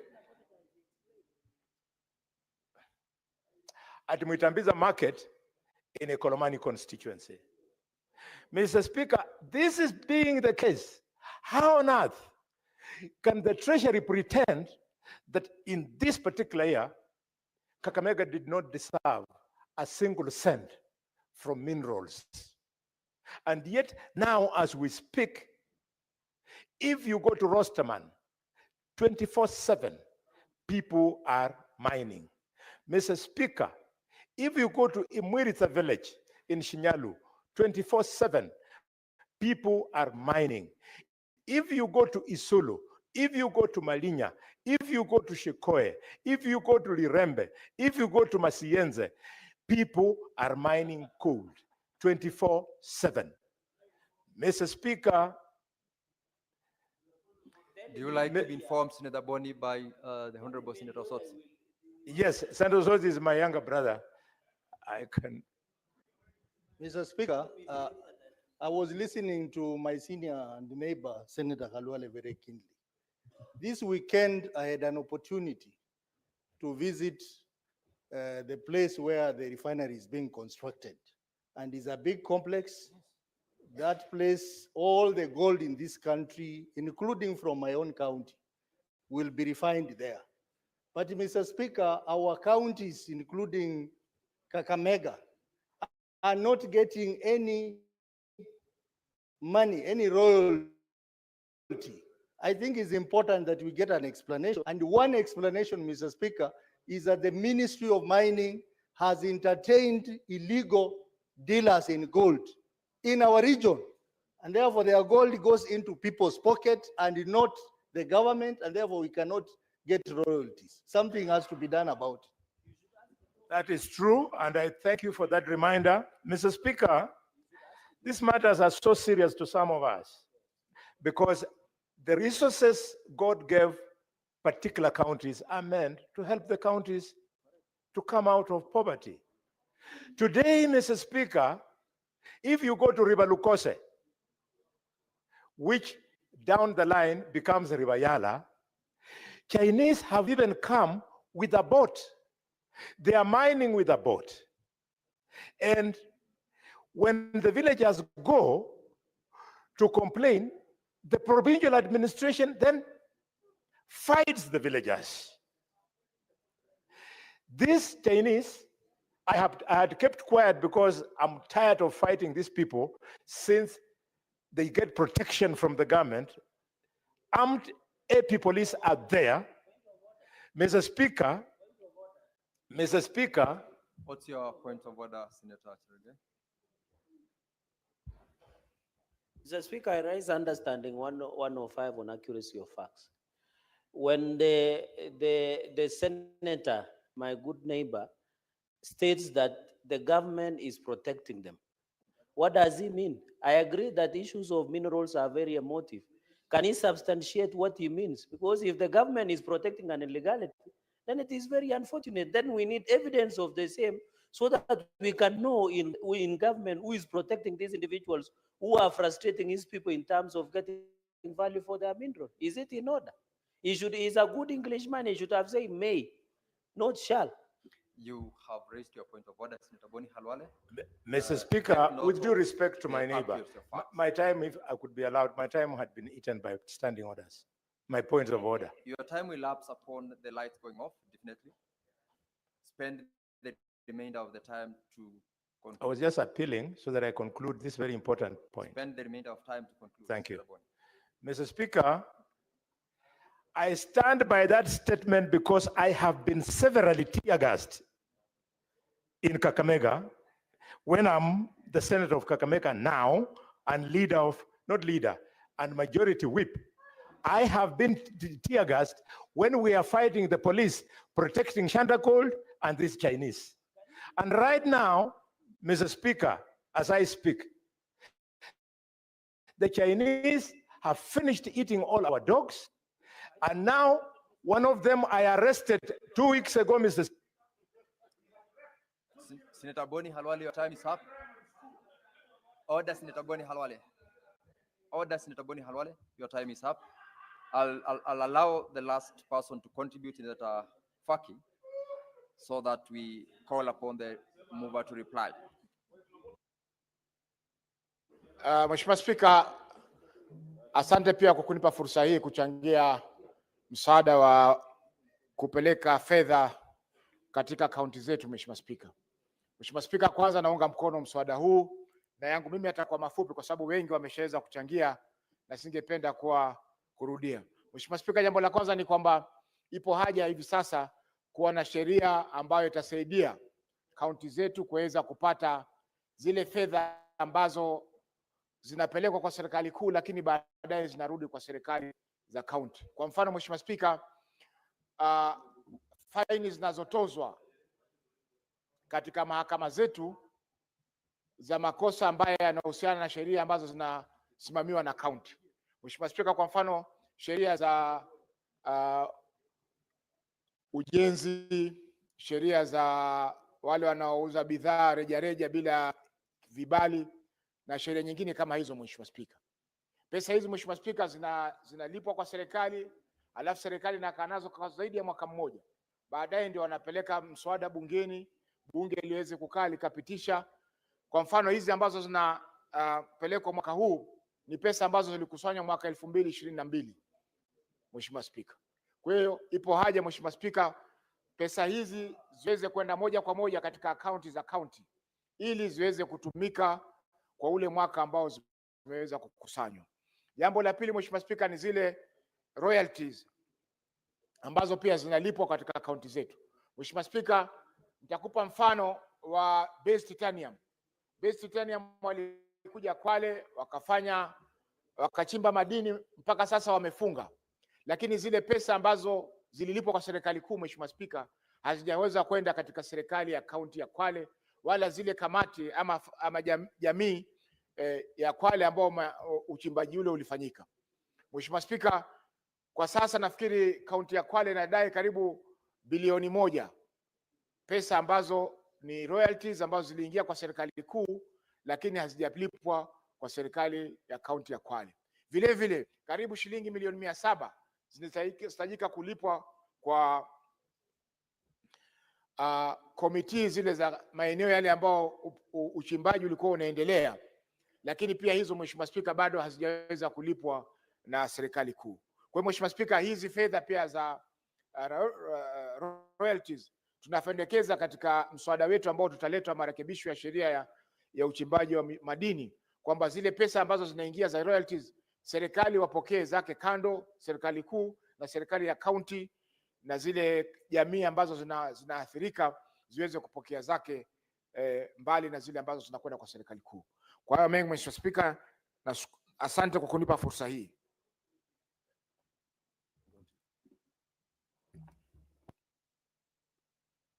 Senator Olekina already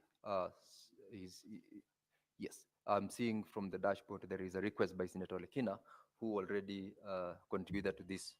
Honorable Senators, there being no other member, I call upon the mover, the chairperson of Finance Committee, to reply.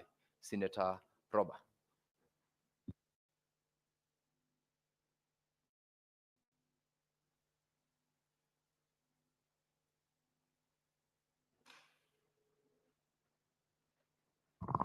Thank you very much, Honorable Speaker. I rise to reply, and I want to extend my appreciation and contribution to the honorable senators who have really contributed to this schedule. And I share the concerns that has been shared, particularly on the discipline of National Treasury adhering to the disbursement schedule as approved by the Senate, which has not happened.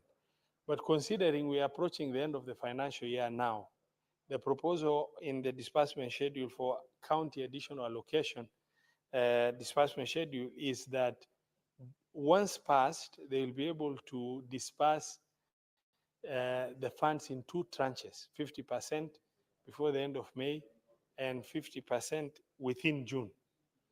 Honorable Speaker, as I reply, I have also had concerns about mineral royalties shared by some colleagues.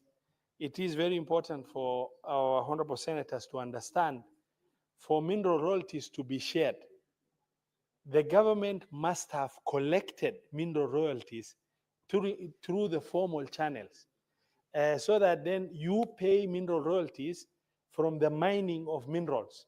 Now, once you mine and it goes through the government channels, the government will collect some royalty. Eventually, then in accordance with the law as passed, the percentage that is supposed to be shared with the county government is going to be now given to the county government. Now, even if you have unlimited mining taking place, but that is happening without documentation, without that mining going through the government system, then you cannot expect to get a share of mineral royalty. For example, Migori has gold. If the mining in Migori is happening in the black market and the selling is happening in the black market, but it's not going through the formal channels of government in terms of payment of mineral royalties for mineral extraction in quantities that are documented and in values that are collected, then a percentage of that share cannot be shared back to the county government because the government would have collected nothing. So it does not matter whether it is in your record and you know there's too much gold or this mineral, that mineral in your county. If the government system has no visibility of that in terms of collection, recording, payment of royalty in the stipulated rates, then the government will not have any record to be able to say, we've collected from Mandera. Mandera is mining gypsum in this quantity. If that quantity is not documented to do the formal system and royalty is paid for, then the government will not be able to give you, yes, you can give you a point of order if you are given. No. So mineral royalties are shared only on the basis of royalties collected by the government, not on the basis of minerals that you know the mining is taking place in your county. And that is the important information that needed to be shared. And honorable senators. Senator Osotsi, what's your point of order? Take your seat, Senator Roba. Mr. Speaker, 105, Standing Order 105.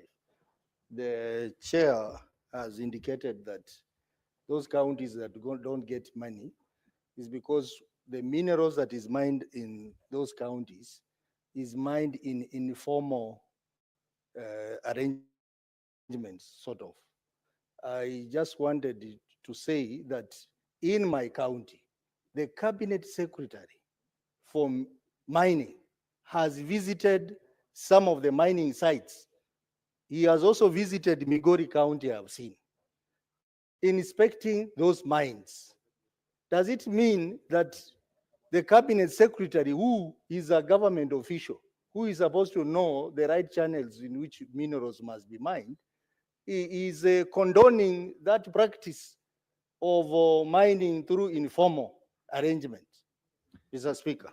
The chairperson, I'm sure, did not specifically make reference to those particular ones, unless I didn't listen to him. He made reference to general mining areas where royalties do not go through the proper channels that would entitle a payment of the royalties. But Chairman, kindly clarify that as you reply.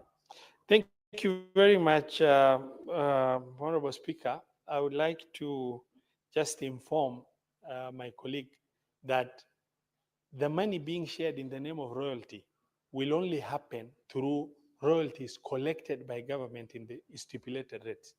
If the government has no collection of raw minerals being, the mining that's taking place in, say, Mandera County, for example, and it has not gone through the formal challenge, even if we know there are minerals mining that is taking place, then expecting a share, unless there's evidence of collection of royalty, expecting a share is not entirely reasonable, because what is being shared is money collected by the government.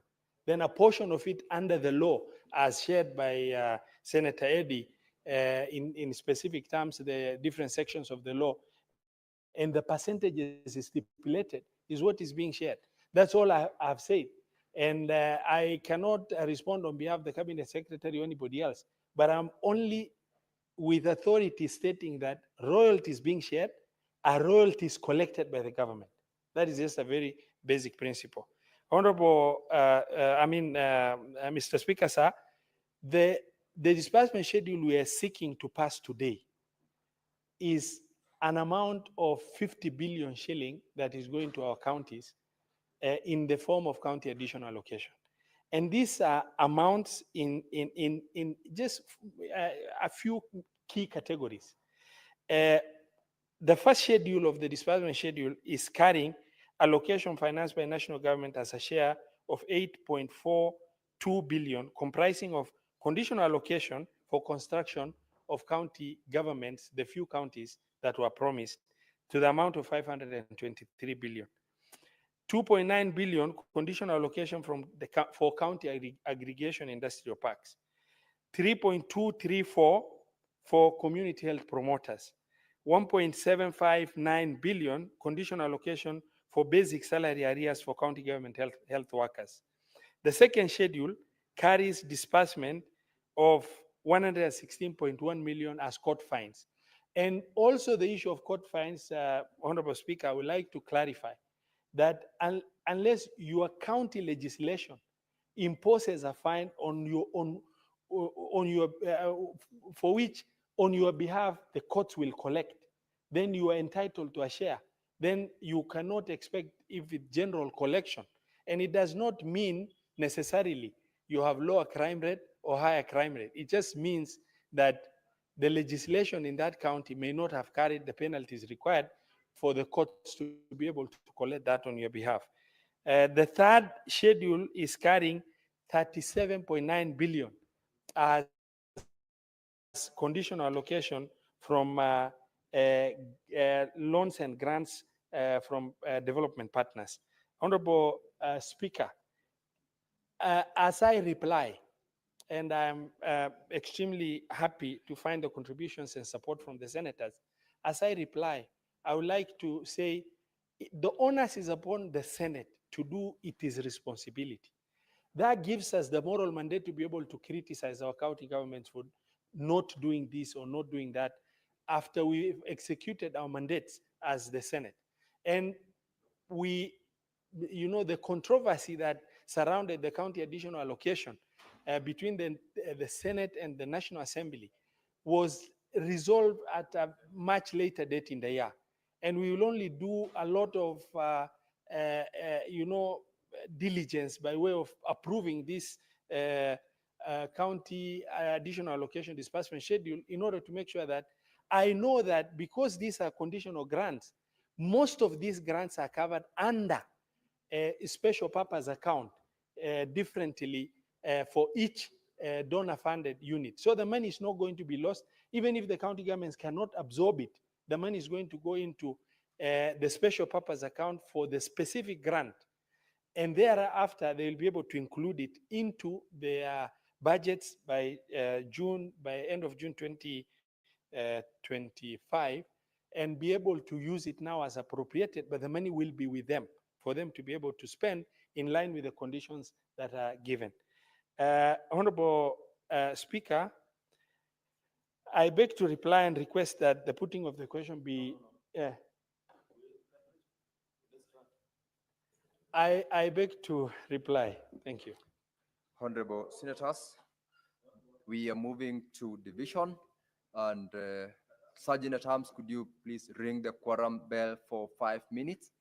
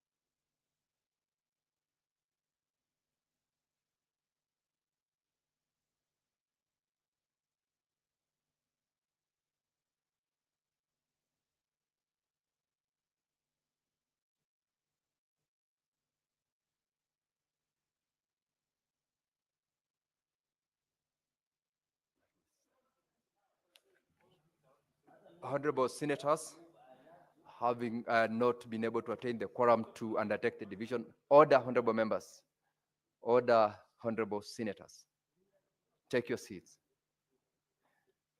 Chairman Finance, go back and comply with the orders. You can't cross the floor the way you have done.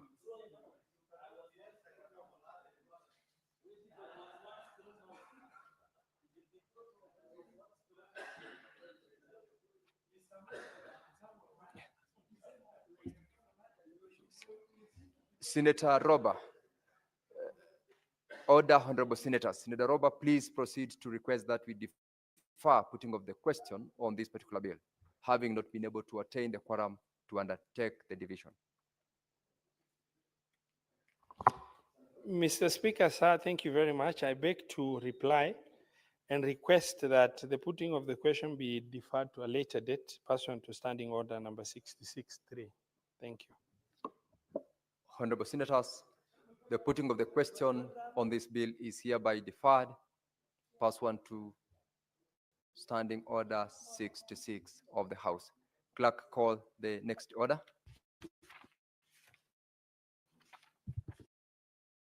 Order number 10, report of the Standing Committee on Finance and Budget on the fourth basis for allocating the share of national revenue among counties. Chairperson, Standing Committee on Finance and Budget, Senator Ali Roba, proceed to move the motion.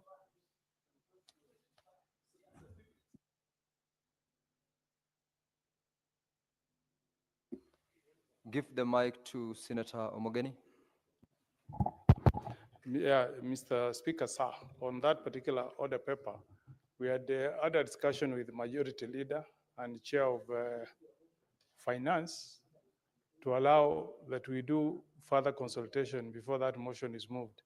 I'm saying so, Mr. Speaker, because last time we were holding a Kamkunji, we were disrupted in the middle when the Right Honorable Prime Minister Raila Odinga walked into the chamber to address the senators. So we didn't conclude.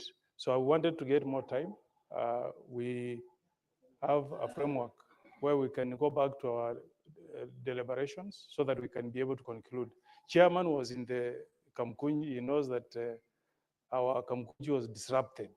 We never concluded the engagement. So I'm asking, Mr. Speaker, in line with the discussion that we had with the majority leader, that order paper be stepped down to allow us conclude the discussions that we had during the Kamkunji.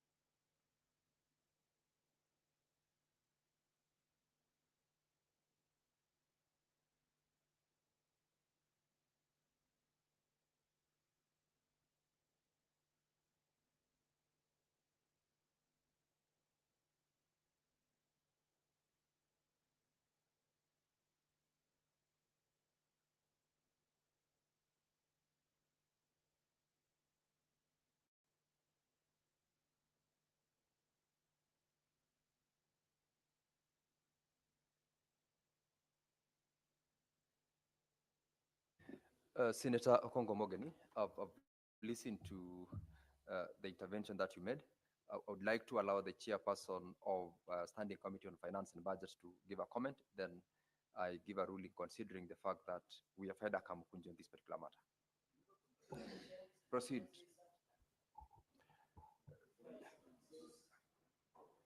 On the same subject, Senator Cherargei, very well, go ahead. Thank you, Chair. In the inside of history of revenue formula in this house, I want to agree with Senator Okongo Mugeni. We had not concluded the last time we had Kamukunji under your guidance, Speaker. So it is important if we can take time off and defer this matter come when we have concluded, because we don't want a protracted, you know, some of us, myself, Wambua, Senator Wambua, Senator Faki, Senator Okongo Mugeni, was in the last session.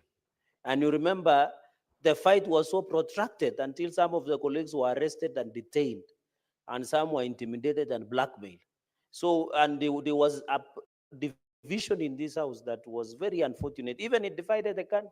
And I know the former governor of Mandera and the current senator is fully aware, because he was also in the mix. So I want to challenge and request him with the indulgence. Let us have a common ground. I know there are smaller counties who feel that they still to be need part of the conversation, like Vihiga, like Elgeyo Marakwet, like Nyamira, like Isiolo, so that we can have a convergence point. So I want to request the chair of finance, a man with a big heart, a principal, and the UDM party leader, to sit ground and allow us to still have a conversation, so that when it comes to the flow of the House Majority Whip, we have a consensus. Because if he moves today, I'll have a contrary view, you will have a contrary view. So, Chair, can we request deferral so that we could take? Chair, can you rule this majority leader out of order? He should be thrown out.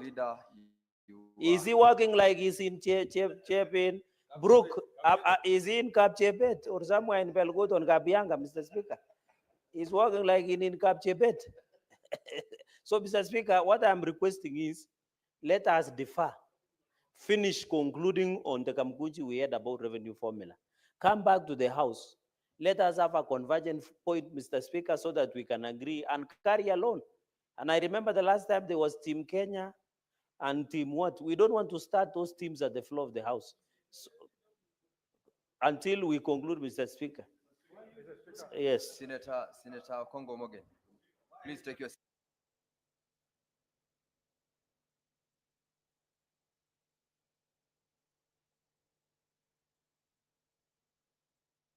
Order, honorable members. I want to give directions on this one. I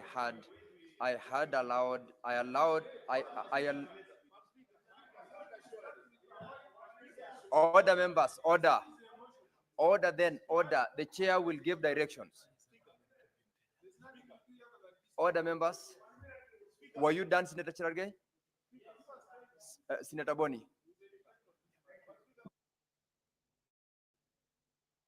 Thank you, Mr. Speaker. Mr. Speaker, I would like to make a disclosure. And the disclosure is that I come from Kakamega.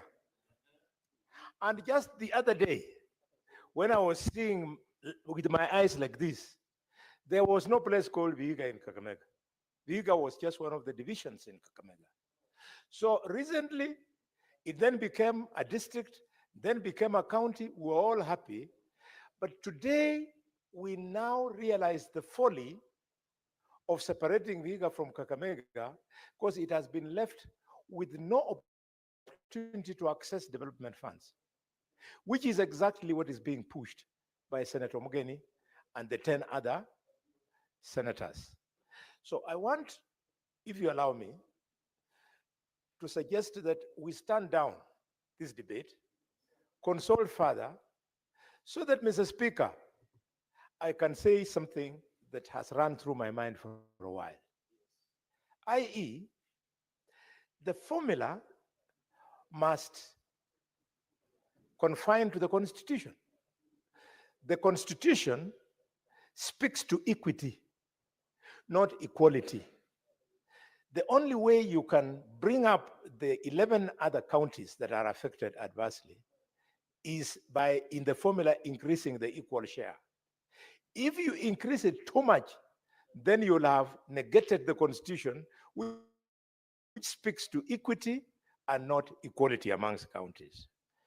So I wanted to propose that for us to unlock this discomfort, if by happenstance we allow this formula or some other improved formula to go through, but we should, during the time of legislation for CARA, which is now when we are dividing money between counties, we remember that we have got 11 counties that require to be supported through legislation of CARA.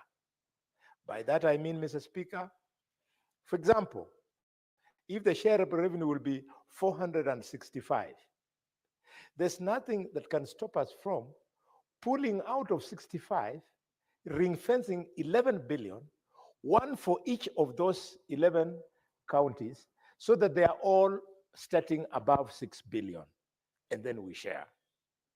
Through legislation, Mr. Speaker, it's doable.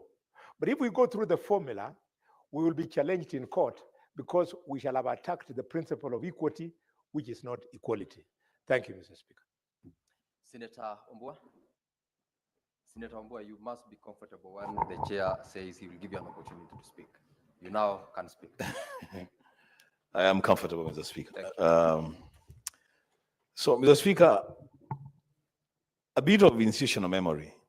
And maybe for purposes of Wambua, take your seat. Just for purposes of members who are ventilating on this issue. Let's not debate the motion. Let's just comment as to whether we give more time to defer or not. Well guided, Mr. Speaker. Mr. Speaker, so I will leave the institutional memory thing out and then just go straight to this matter. There's a reason, Mr. Speaker, why we had agreed on a Kamkunji. And the reason was that we wanted to consult among ourselves informally, so by the time then we move the motion, then we have taken a position and we just fast track the passing of the motion. Mr. Speaker, on the day that we aired our Kamukunji, we were doing well. We were doing well, but then we had another business. We got a visitor and it took the entire morning. And so where we stopped at the time that we received the visitor, we did not go back there, so we could conclude the informal consultation. The Speaker,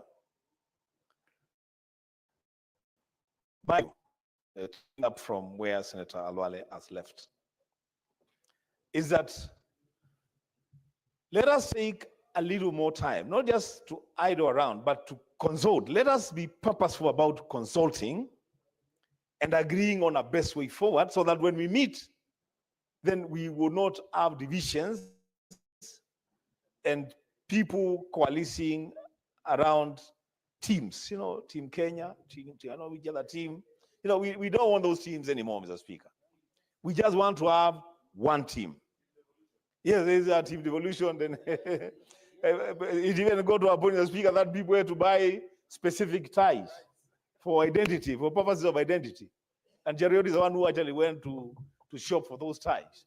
He saw the ties and brought ties of people now calling themselves Team Kenya. Mr. Speaker, let us just take a little more time so we can agree on this. I thank you. Senator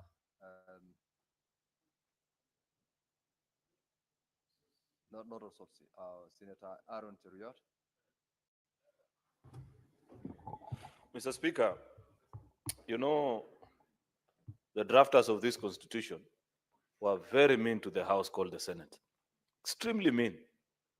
That when eventually we get to know the truth about what really happened, we'd wish to look at them in the face and ask them, why did you hate devolution this much?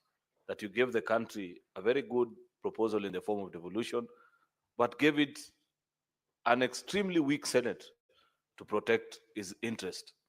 However, having said that, Mr. Speaker, I am proud that at least on this account, they made the Senate so powerful. Are you aware, members, that this is the only dictate of the Constitution where once the Senate has made a decision, National Assembly must raise 2/3 to overturn the decision of the Senate. So it's a power, Mr. Speaker, Madam Speaker, my apologies, I know the change, that we must use judiciously and with a lot of wisdom, Madam Speaker. I know Senator Roba has prepared himself well, is ready to convince us, and that is a good thing because a good chair must always be prepared at all times. However, Madam Speaker, we must also appreciate that this matter is extremely emotional because it goes to the very foundation of why you are elected as a senator. We pride ourselves in public gatherings every now and then in our counties that I have brought you this amount. That long lecture that you give to Governor Fernandez, Senator Boni, is a product of this formula. It is out of your intellectual input during this season that you shall be able to ensure you succeed in giving sufficient funds to Kakamega County. Madam Speaker, the first church service that I attended this year, it was conducted by a very special Kenyan. That special Kenyan, Madam Speaker, is Father Alois Cheruiyot Bet, who was shot last week by bandits in Elgeyo Marakwet.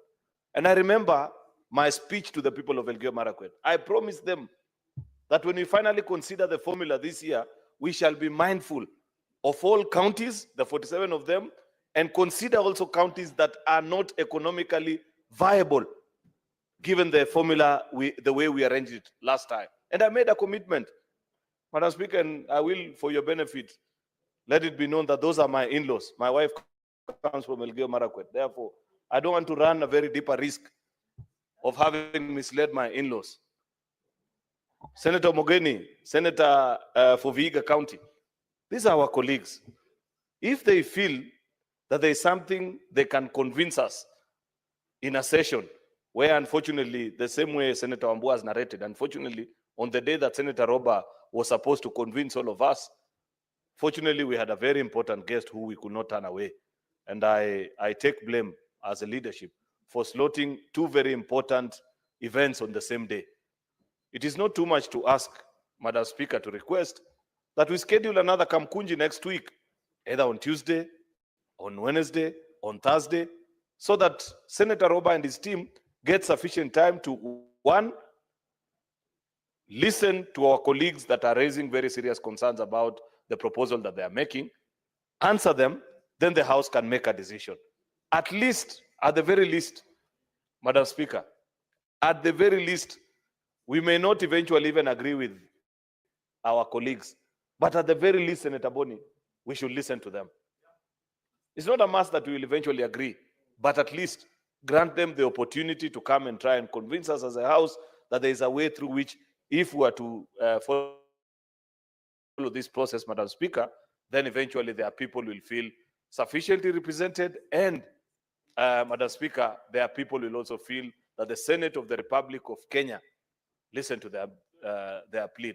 Lastly, Madam Speaker, you know, when we lift this constitution, when we are being sworn in here, when we come in each term as senators, we swear to defend and protect this constitution.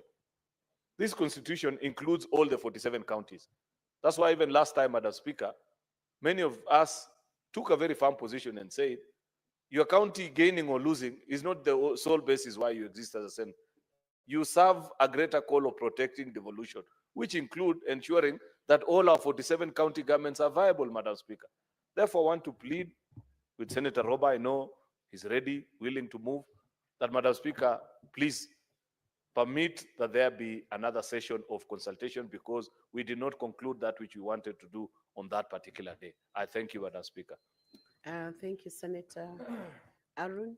Senator Osotsi, you could endeavor to take 2 minutes so that we have a few more contributions from the senators. Madam Speaker, I want to support the colleagues who are of the view that we take our time for more consultation on this matter, because I belong to one of the so-called small counties that do not get enough shareable revenue. And we thought that we have a lot of issues that we want to address with the committee and with the general members, because it is becoming unattainable to manage the small counties, Madam Speaker.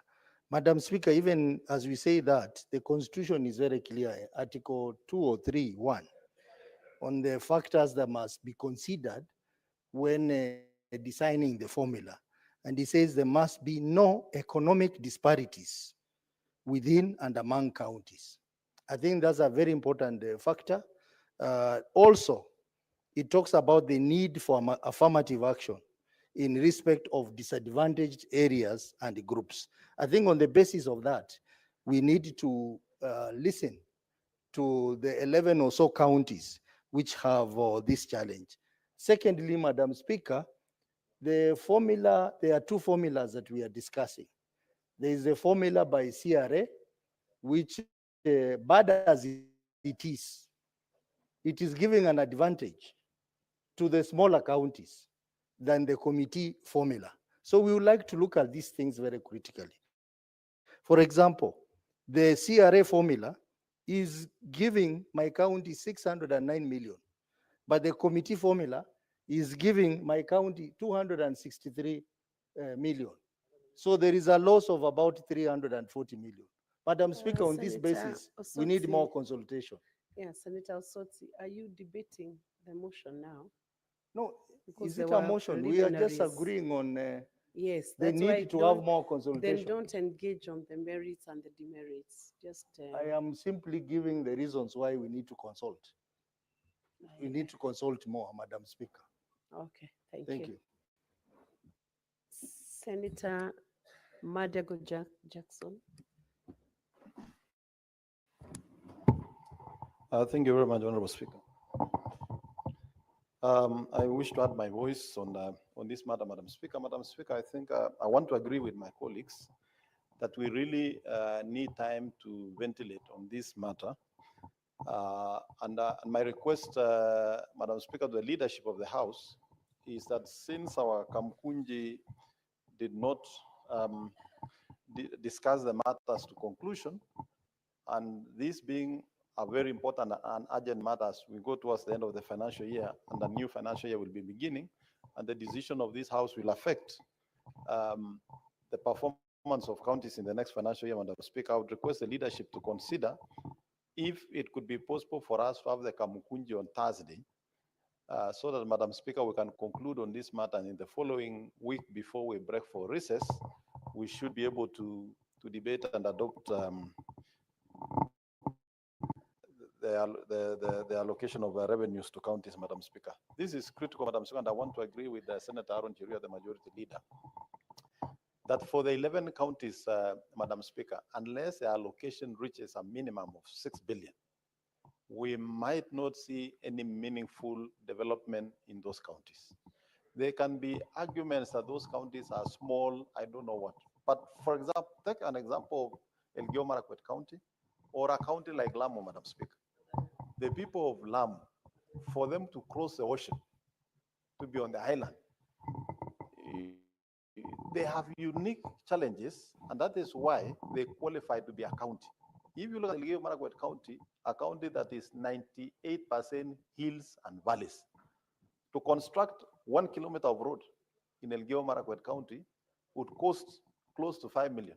To construct 1 kilometer of road in Uasin Gishu will cost a maximum of 1.5 million. So, Madam Speaker, it is critical that this Kamukunji could happen the soonest so that we are able to discuss and dispense of this matter. This being an upper house which easily agrees, because we are a house of reasonable men and women, I think with a Kamukunji we should be able to resolve these matters, Madam Speaker. Well, thank you, Senator Madego. Senator Ungatana Danson. Madam Speaker, in our custom in Tana River, we say, actually, like Majority Leader here is saying, in our Pokomo custom, we say that if you sharpen a panga, you are likely to bring down the tree in a shorter time. If you sharpen your knife properly, take time to sharpen it, you will skin a crocodile in the shortest time possible. So, Madam Speaker, if we take time to negotiate outside this formality, if we take time to hear what in our custom we say, listening to the stomachs of each other, loosely translated, it means you're feeling what that person is saying on the other side. Negotiation, Mr. Speaker, Madam Speaker, will help us to sharpen our thinking. And when we come here, We will skin the crocodile without a problem. We will fell the tree without a problem. We will agree, Madam Speaker, but if we try to rush, then there will be a lot of acrimony, which we don't want. Madam Speaker, I beg to support that we take more time. Thank you. Thank you, Senator Modigi. And then we'll have Senator Roba respond and we close the matter. Okay, asante Mbi Speaker. Hata mimi naunga mkono, siwe mambo ya kupigania kelele ama kukosana, ni kitu ya kukuja pamoja, tutafute dialogue, kwa sababu Mbi Speaker, tunajua kaunti nyingi kama hizo zinatajwa katika hapa. Embu County ni moja ya zile county, na ningeomba tu wakati kamati watu tutakaa chini pamoja, tueleanwe kaunti yote ambaye haijafikisha bilioni 6 iweze kitu ya kwanza, kaunti zote zipatiwe bilioni 6, alafu mambo ya kueleanwa ianze hapo, ndio tuweze kuinua zile kaunti kutoka kwa ile mgao ya pesa, kwa sababu tunajua Mbi Speaker, wakati mambo ilianza ya devolution kulikuwa na mazungumzo ati kaunti zile asikuwa zinajiweza zipatiwe hela nyingi, ndio wakati mmoja kaunti zote zitakuja pamoja, ndio siweze kueleanwe, ione vile economy ya zile kaunti inaweza kufanyika. Kwa hivyo Mbi Speaker, mimi kwa Senator wa Embu County, ningeomba tutafute mambo ya kueleanwa, ndio tulete kaunti zote 47 pamoja, ndio kutoka kaunti zote sianze hiyo bilioni 6, alafu hizo zingine siweze kuona kaunti itapatiwa pesa na mradi. Kwa hivyo Mbi Speaker, mimi naunga mkono mambo ya kueleanwa nikiwa Senator wa Embu County Alexander Mwinyi Mudigi. Asante Mbi Speaker. Thank you, Senator Adil Roba. Thank you very much, Madam Speaker. Having listened to the input of my colleagues, and the wisdom to consult more, I believe that there is no harm in us consulting. And my brother Senator Lekina is rudely interrupting. I have listened to my colleagues. There is no harm in consulting. The only issue I want to share, Madam Speaker, which is very critical, is that first, I propose we have another consultative meeting here in the chamber on Tuesday in the morning at 8 o'clock. Breakfast meeting on Tuesday next week, and we will go through the whole process again, number one. Number two, I want to request the honorable senators, all the documents we presented are in our gadgets here. I want to request, please, between now and that Tuesday, thoroughly familiarize yourself or request for a printout of the presentation we did, so that by the time we are coming to engage, you have also thoroughly familiarized yourself with this engagement. The last issue that I want to request, is that, please, if we are rescheduling our moving of the motion today for purpose of creating consultation time, then let's have commitment to make sure that honorable senators turn up on time on Tuesday, and they stay through until we make sense of what we're discussing. The challenge we have is that we will reschedule, and come Tuesday breakfast meeting, people will have, maybe a few people would have turned up for that engagement. And then when we come to moving the motion, people will say we still need to get engagement time. You must have the commitment to come on that Tuesday at 8. You must also have thoroughly familiarized yourself with the report of the committee and what we presented. And you must also sit in to the logical conclusion, because this is a very critical function of the Senate, for us to get a formula for the fourth basis of revenue sharing formula that is least controversial and generally acceptable to everybody. I'm sure we cannot get a formula that is perfect for Mandera or perfect for Narok or perfect for Kitui, but we can carry in a less harmful, approach in terms of what we are proposing. Madam Speaker, I I beg to support the discussion that has come forth. And there is no harm in our brother, Senator Lekina, to also give 1 minute input before maybe you can guide further. Thank you, Madam Speaker. Senator Ali Robert, since you have donated 1 minute, I'll give Senator Olekina 1 minute so that I give direction and we proceed. Madam Speaker, I just thought that it is imperative that I remind the House that during the last revenue formula debate, we benefited a lot by engaging the budget office, our budget office here, as well as the Commission of Revenue Allocation.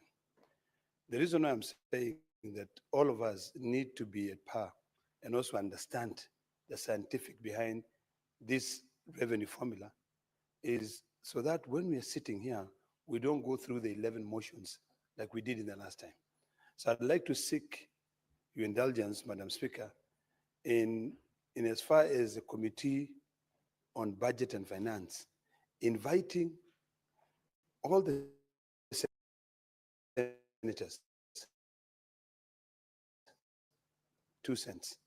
It is important for the senators to understand this scientific, because some of us are talking about population, others are talking about poverty. There's a basic, not all of us understand this. I truly understand because I went through it. Senator Wambua went through it in the last parliament, So having all of us sit here and debate, others will might even trivialize the matter or might just make it as simple as my county needs X amount of money. In the last debate, there was one county. It doesn't matter whether you deny any other county money, was still gaining. This is a county of Cherargei. That county was still gaining. We were shocked. Why is it that even if you come with whatever formula, that county continue to gain? So I think it will be important. If we do not engage CRA, we sit with our parliamentary budget office. When we sit with the parliamentary budget office, let them walk us through. That's what we did. We had a team of 11 members who finally, and I was one of the 11 members who finally cracked. I think he was also there, who finally cracked that issue of that formula. So, Madam Speaker, let us not take this thing to be light because we may not be able to pass that formula. We need 24 senators. If Narok County is going to lose or it's not going to make money, I will not support it. But I want to make sure that if I'm not going to support it, at least I've been convinced in terms of the scientific method which is being used. Now it's about equity. I know there's no way all of us are going to be equal.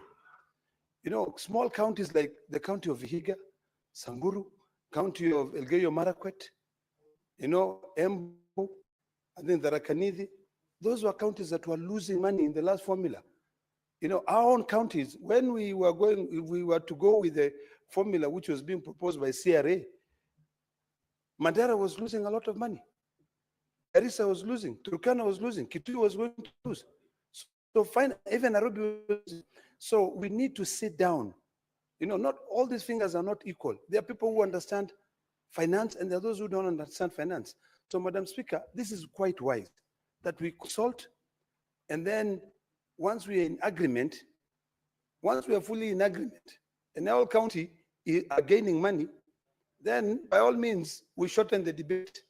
And this Senate will go down in history as the first Senate that has passed the formula of revenue sharing without a lot of bickering back and forth. So, Madam Speaker, I just wanted to give those 2 cents.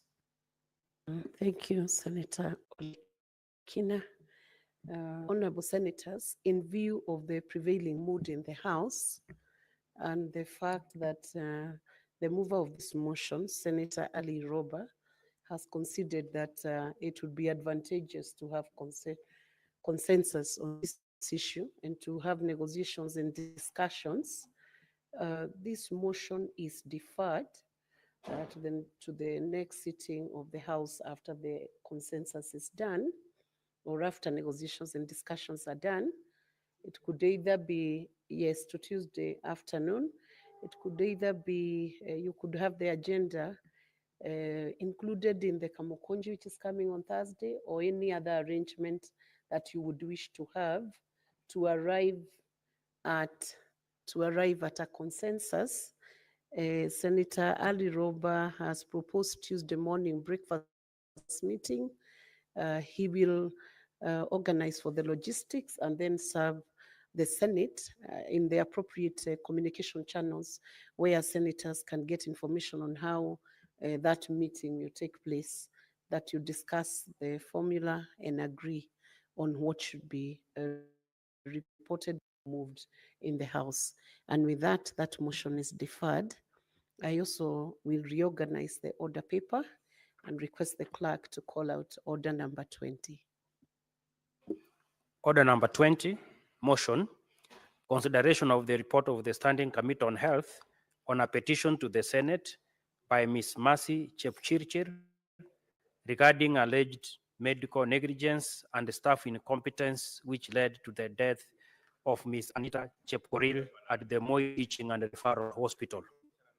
Senator Madago, Chair Health Committee, can present the report.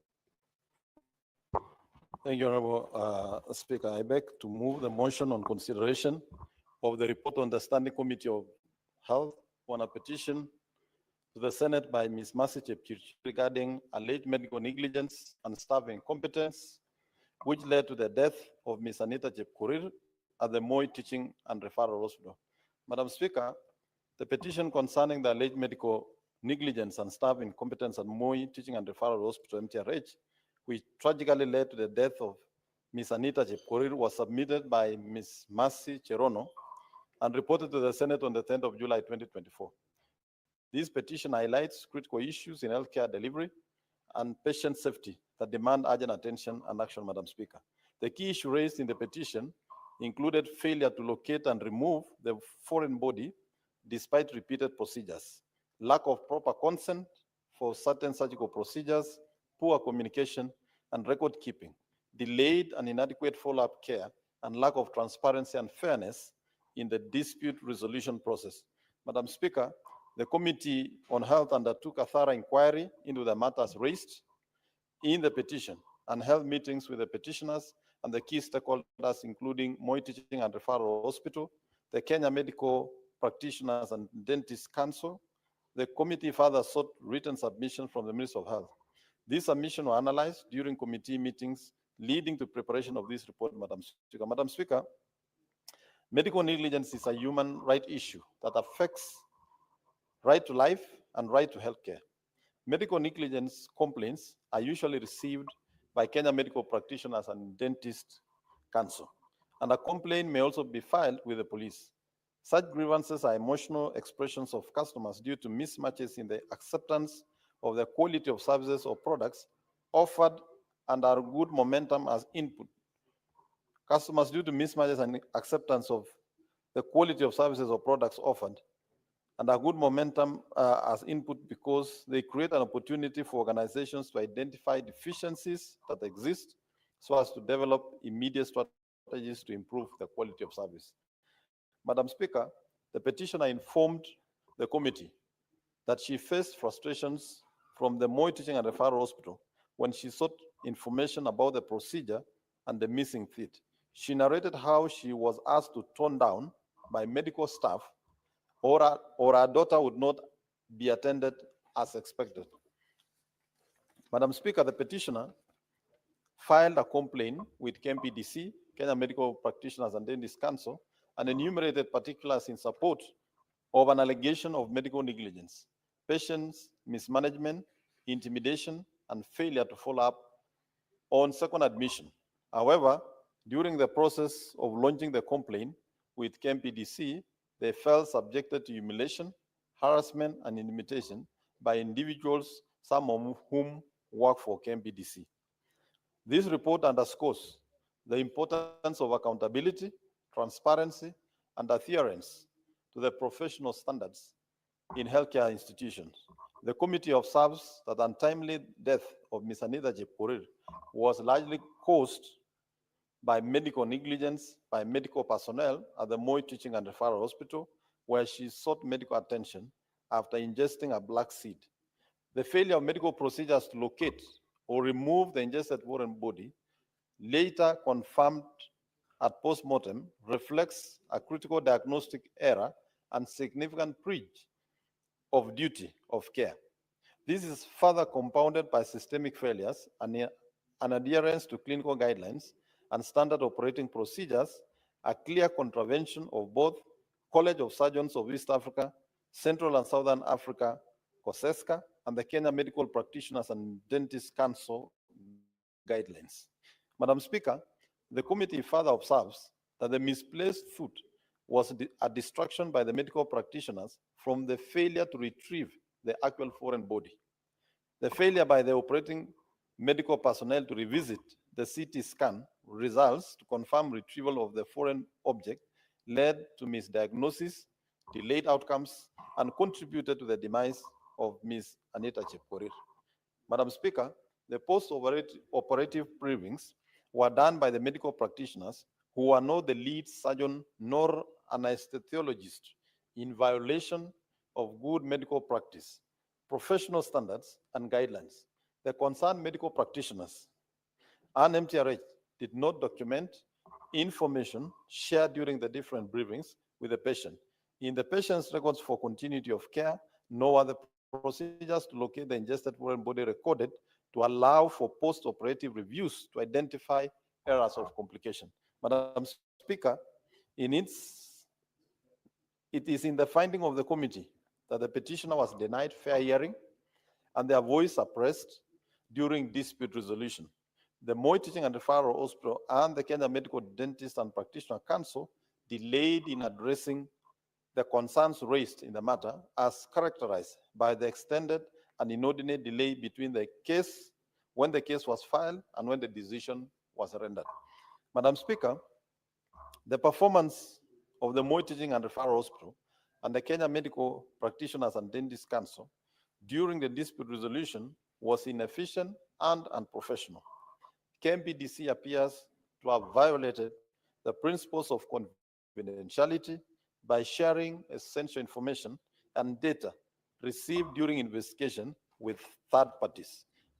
With the foregoing, the committee recommends, Madam Speaker, that the Moi Teaching and Referral Hospital and the medical practitioners involved in the medical procedures related to the late Ms. Anita Chepkorir should be held liable for the untimely death of Ms. Chepkorir.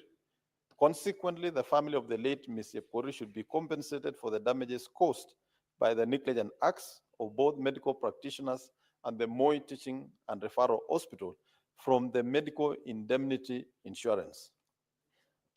Two, that the Moi Teaching and Referral Hospital should, within 3 months of tabling this report, establish clear protocols for surgical procedures that ensures all operations and critical medical procedures are conducted under the supervision of the qualified medical specialists, and all postoperative briefings are conducted by the lead surgeons to ensure accurate communication with patients and their families about the procedures and outcomes. Three, the Kenya Medical Dentists and Practitioner Councils should, within 3 months of tabling this report, issue a caution or reprimand in writing to all medical practitioners involved in the timely death of Ms. Anita Chepkorir, in line with the provisions of Section 26A, and investigate the professional conduct of the officers in its legal department who are responsible for mismanaging and delaying investigations of the issues raised in this petition, and report on the disciplinary and or administrative actions, if any, that will be taken to hold those culpable accountable. Madam Speaker, fourthly, the Kenya Medical and Dentist Practitioner Council should review its disciplinary procedures to ensure full compliance with Section 26G of the Medical Practitioners and Dentists Act, which requires fines to be imposed in addition to other appropriate disciplinary measures, and create a formal patient advocacy program within the healthcare facilities to assist families in navigating complaints and grievances related to medical care, and provide support in understanding medical procedures, rights, and available records in cases of perceived negligence. Madam Speaker, the fifth is the Kenya Medical Dentists and Practitioner Council should develop standardized protocols and mechanisms for investigating reported medical negligence cases that outline the steps to be taken, timelines for investigation, and the criteria for evaluating evidence. Further, that a decision of such cases should be rendered within 6 months of reporting, and investigation should involve independent oversight and families of the victims to ensure transparency and accountability. Madam Speaker, on behalf of the committee, I wish to extend my gratitude to the committee members for their diligence, commitment, and insightful contributions to this inquiry. I also thank the petitioner and all other stakeholders who provided valuable input during our investigation. It is my hope that this report will serve as a catalyst for meaningful reforms in the healthcare delivery and inspire confidence among citizens in the institution entrusted with their health and well-being.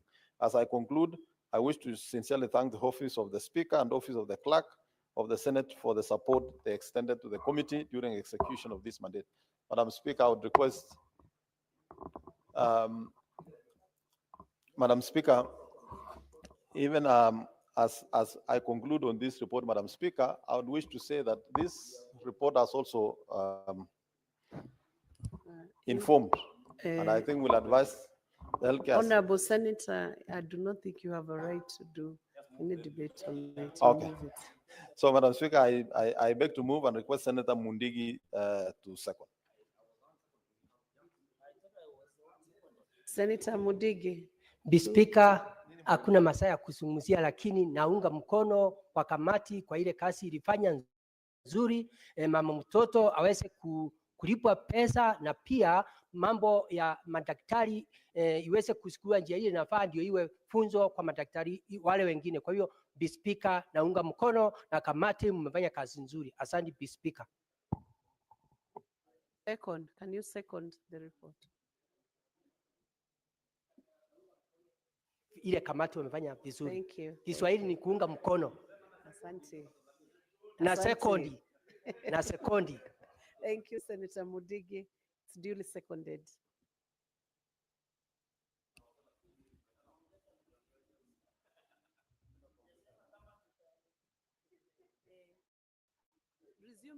Resume your seats, honorable senators. Honorable senators, I propose the question that the Senate adopts the report of the Standing Committee on Health on a petition to the Senate by Ms. Mercy Jepchirchir regarding alleged medical negligence and staff incompetence which led to the death of Ms. Anita Jepkoril at the Moi Teaching and Referral Hospital, laid on the table of the Senate on Wednesday, 7th May 2025. Thank you. Honorable senators, it is now 6:30 p.m. Time to adjourn the Senate. The Senate therefore stands adjourned until tomorrow afternoon, Wednesday, 28th May 2025 at 2:30 p.m. pursuant to a resolution made earlier today suspending the morning session to pave way for the national prayer breakfast, which is taking place at Safari Park at 7 a.m. Thank you.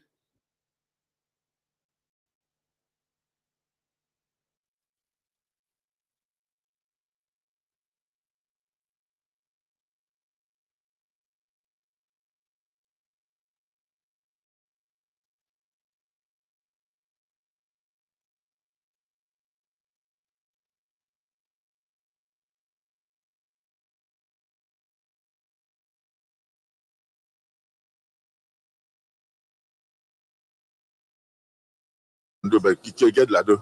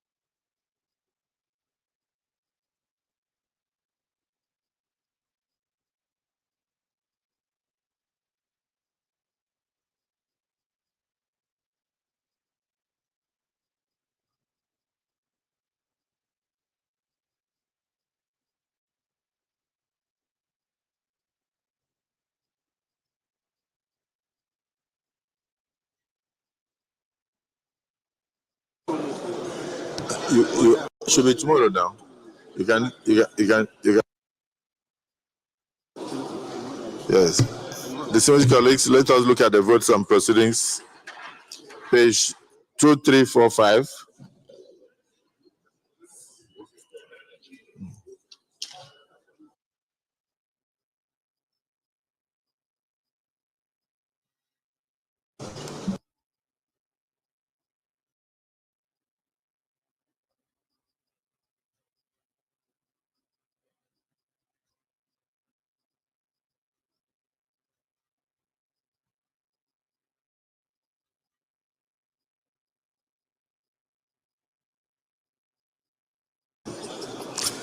Page 2345. Page 2346. Page 2347.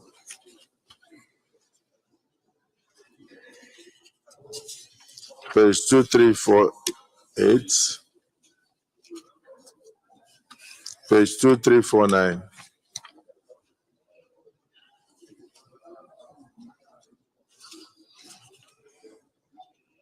Page 2350. Page 2351. Distinguished Senator Sukwa.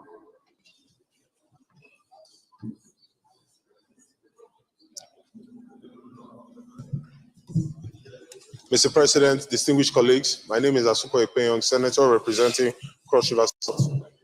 In the absence of any corrections, I move for the adoptions of the votes and proceeding as read. Thank you, sir. Distinguished Senator Garola Maidoki.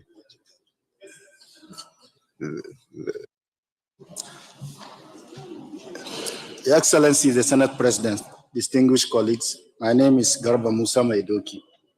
I rise to second the motion that the vote and proceedings of Thursday, 22nd May 2025 be adopted. I so move. Distinguished colleagues, the motion has been moved and seconded that the votes and proceedings of our last sitting be approved. Those in support say aye. Those against say nay. The ayes have it.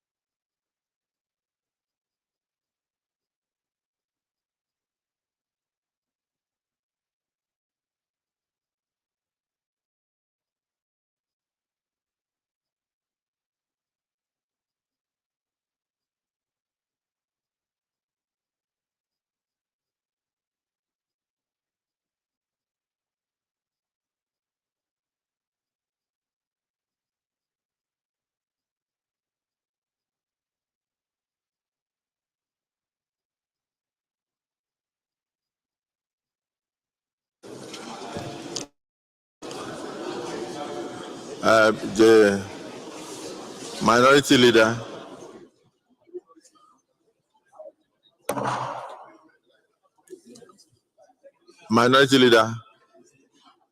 of the Senate, distinguished Senator Sani Musa, you have a message to pass through. You may take your seat. Huh?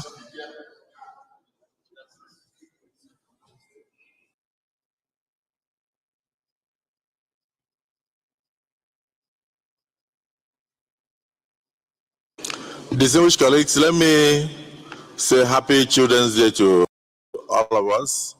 We are all parents, and we are also children of various mothers and fathers.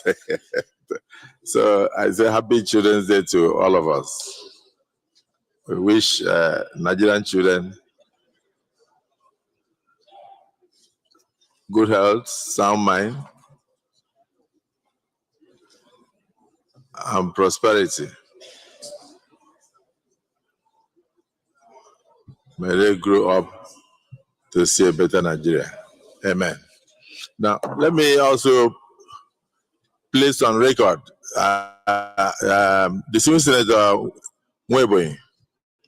We have been battered on the social media, and we even realized that you were, to a large extent, you were very right. The area you were referring to is actually part of the Federal Capital Territory. And so most of the structures you see around the airport environment are actually illegal structures. And because development is yet to get there. So people misunderstood you and thought you were saying they should go and demolish people's villages so that the occupants will be stranded.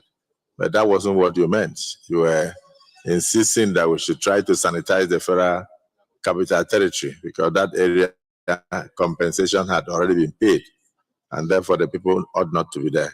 So just to say that on behalf of the Senate, I apologize to you for the misconception and the misunderstanding. And please bear with Nigerians. That is social media for you. Yes.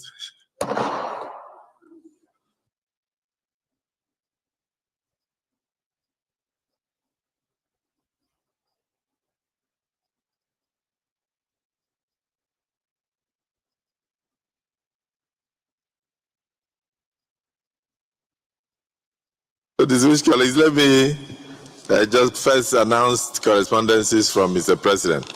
With great joy, I announce the signing of the signing into an act of parliament of the Federal University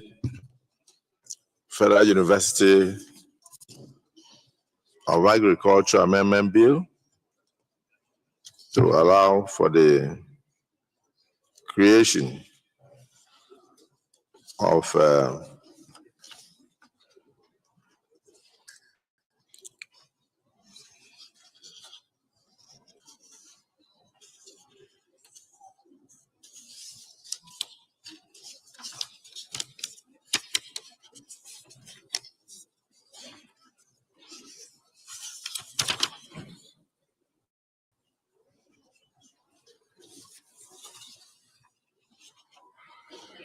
so we join the establishment of the Federal University of Agriculture and Technology at Obiokwa, Orugonam in Akwa Ibom State. So I thank Mr. President for